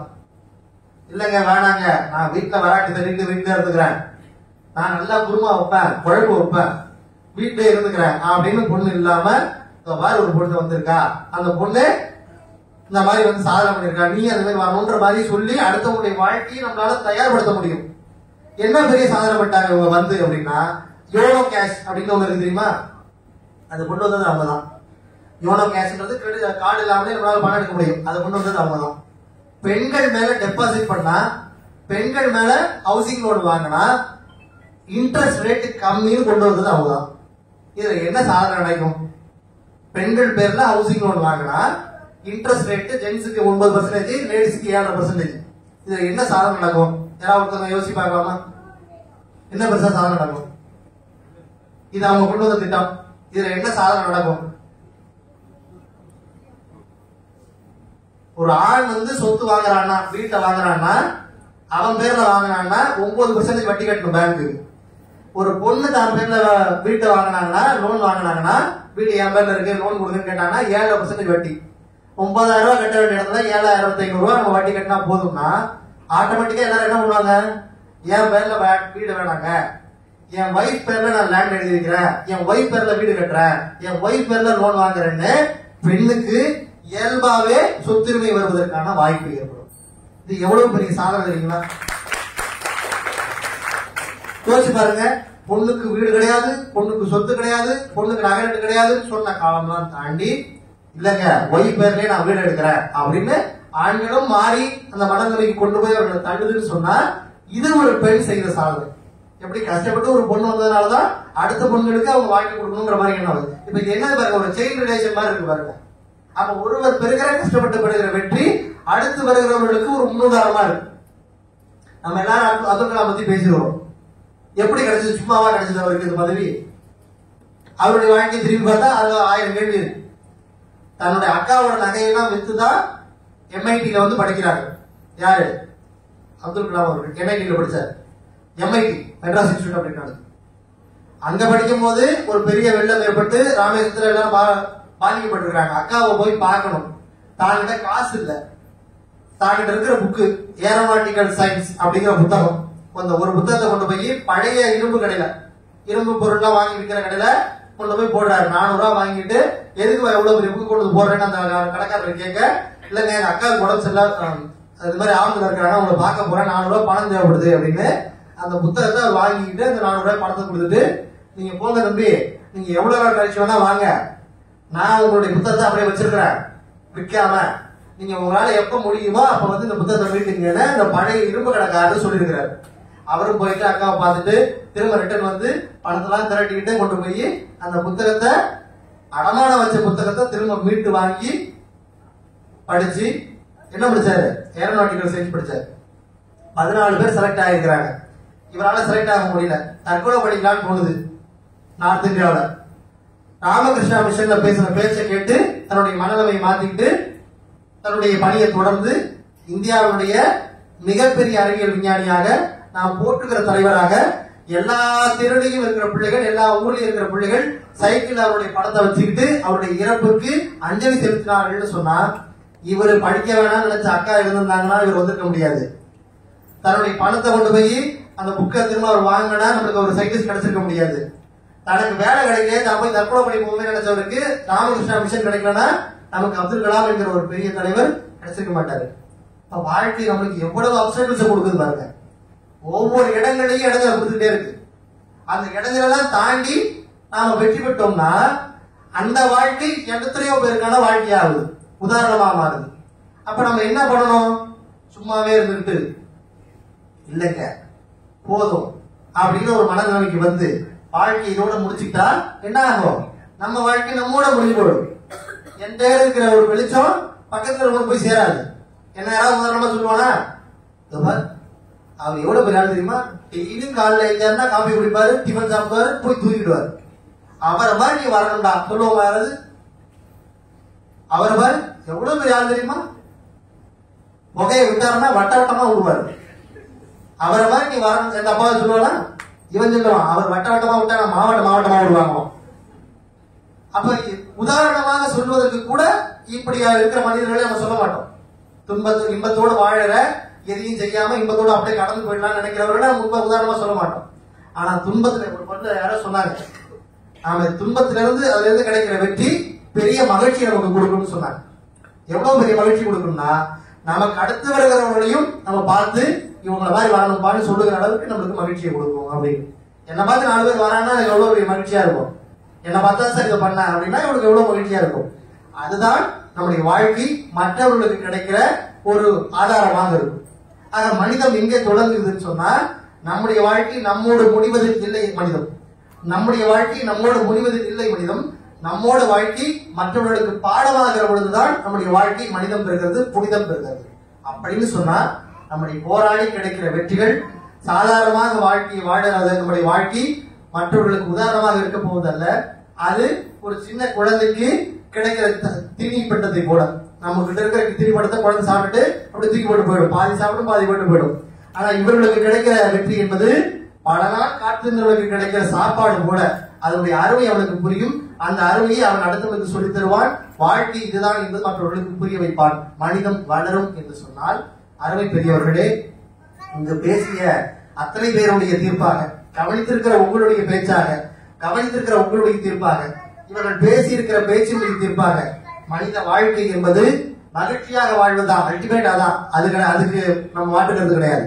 ஆனால் இன்பத்தை கூட்டி சாதாரணமான மனிதனாக நாம் வாழ்வது நம்முடைய வாழ்க்கையின் சிறப்பா, இல்லை துன்பங்களை கடந்து அது கிடைக்கிற வெற்றி மற்றவர்களுக்கு பாடமாக்கி வாழ்வது நம்முடைய வாழ்க்கையினுடைய சிறப்பா என்று கேட்டால், துன்பத்தை தாண்டி பெறுகிற வெற்றி, அதனால் கிடைக்கிற வாழ்க்கை, அதனால் கிடைக்கிற பாடம் தான் வாழ்க்கையில் சிறந்தது என்பதையே தீர்ப்பாக சொல்லி அத்தனை நேரம் வாழ்த்துக்களையும் வணக்கங்களையும் பாராட்டுகளையும் சொல்லி உங்கள் அத்தனை பேருக்கும் நன்றிகளை கூறி விடைபெறுகிறேன். நன்றி, வணக்கம்.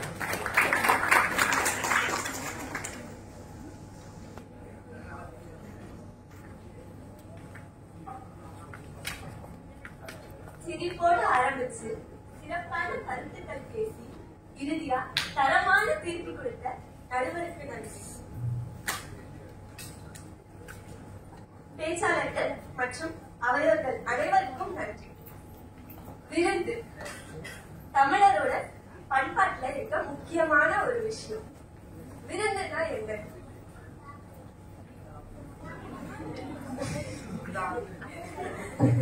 ஏறி போறதான் வருது.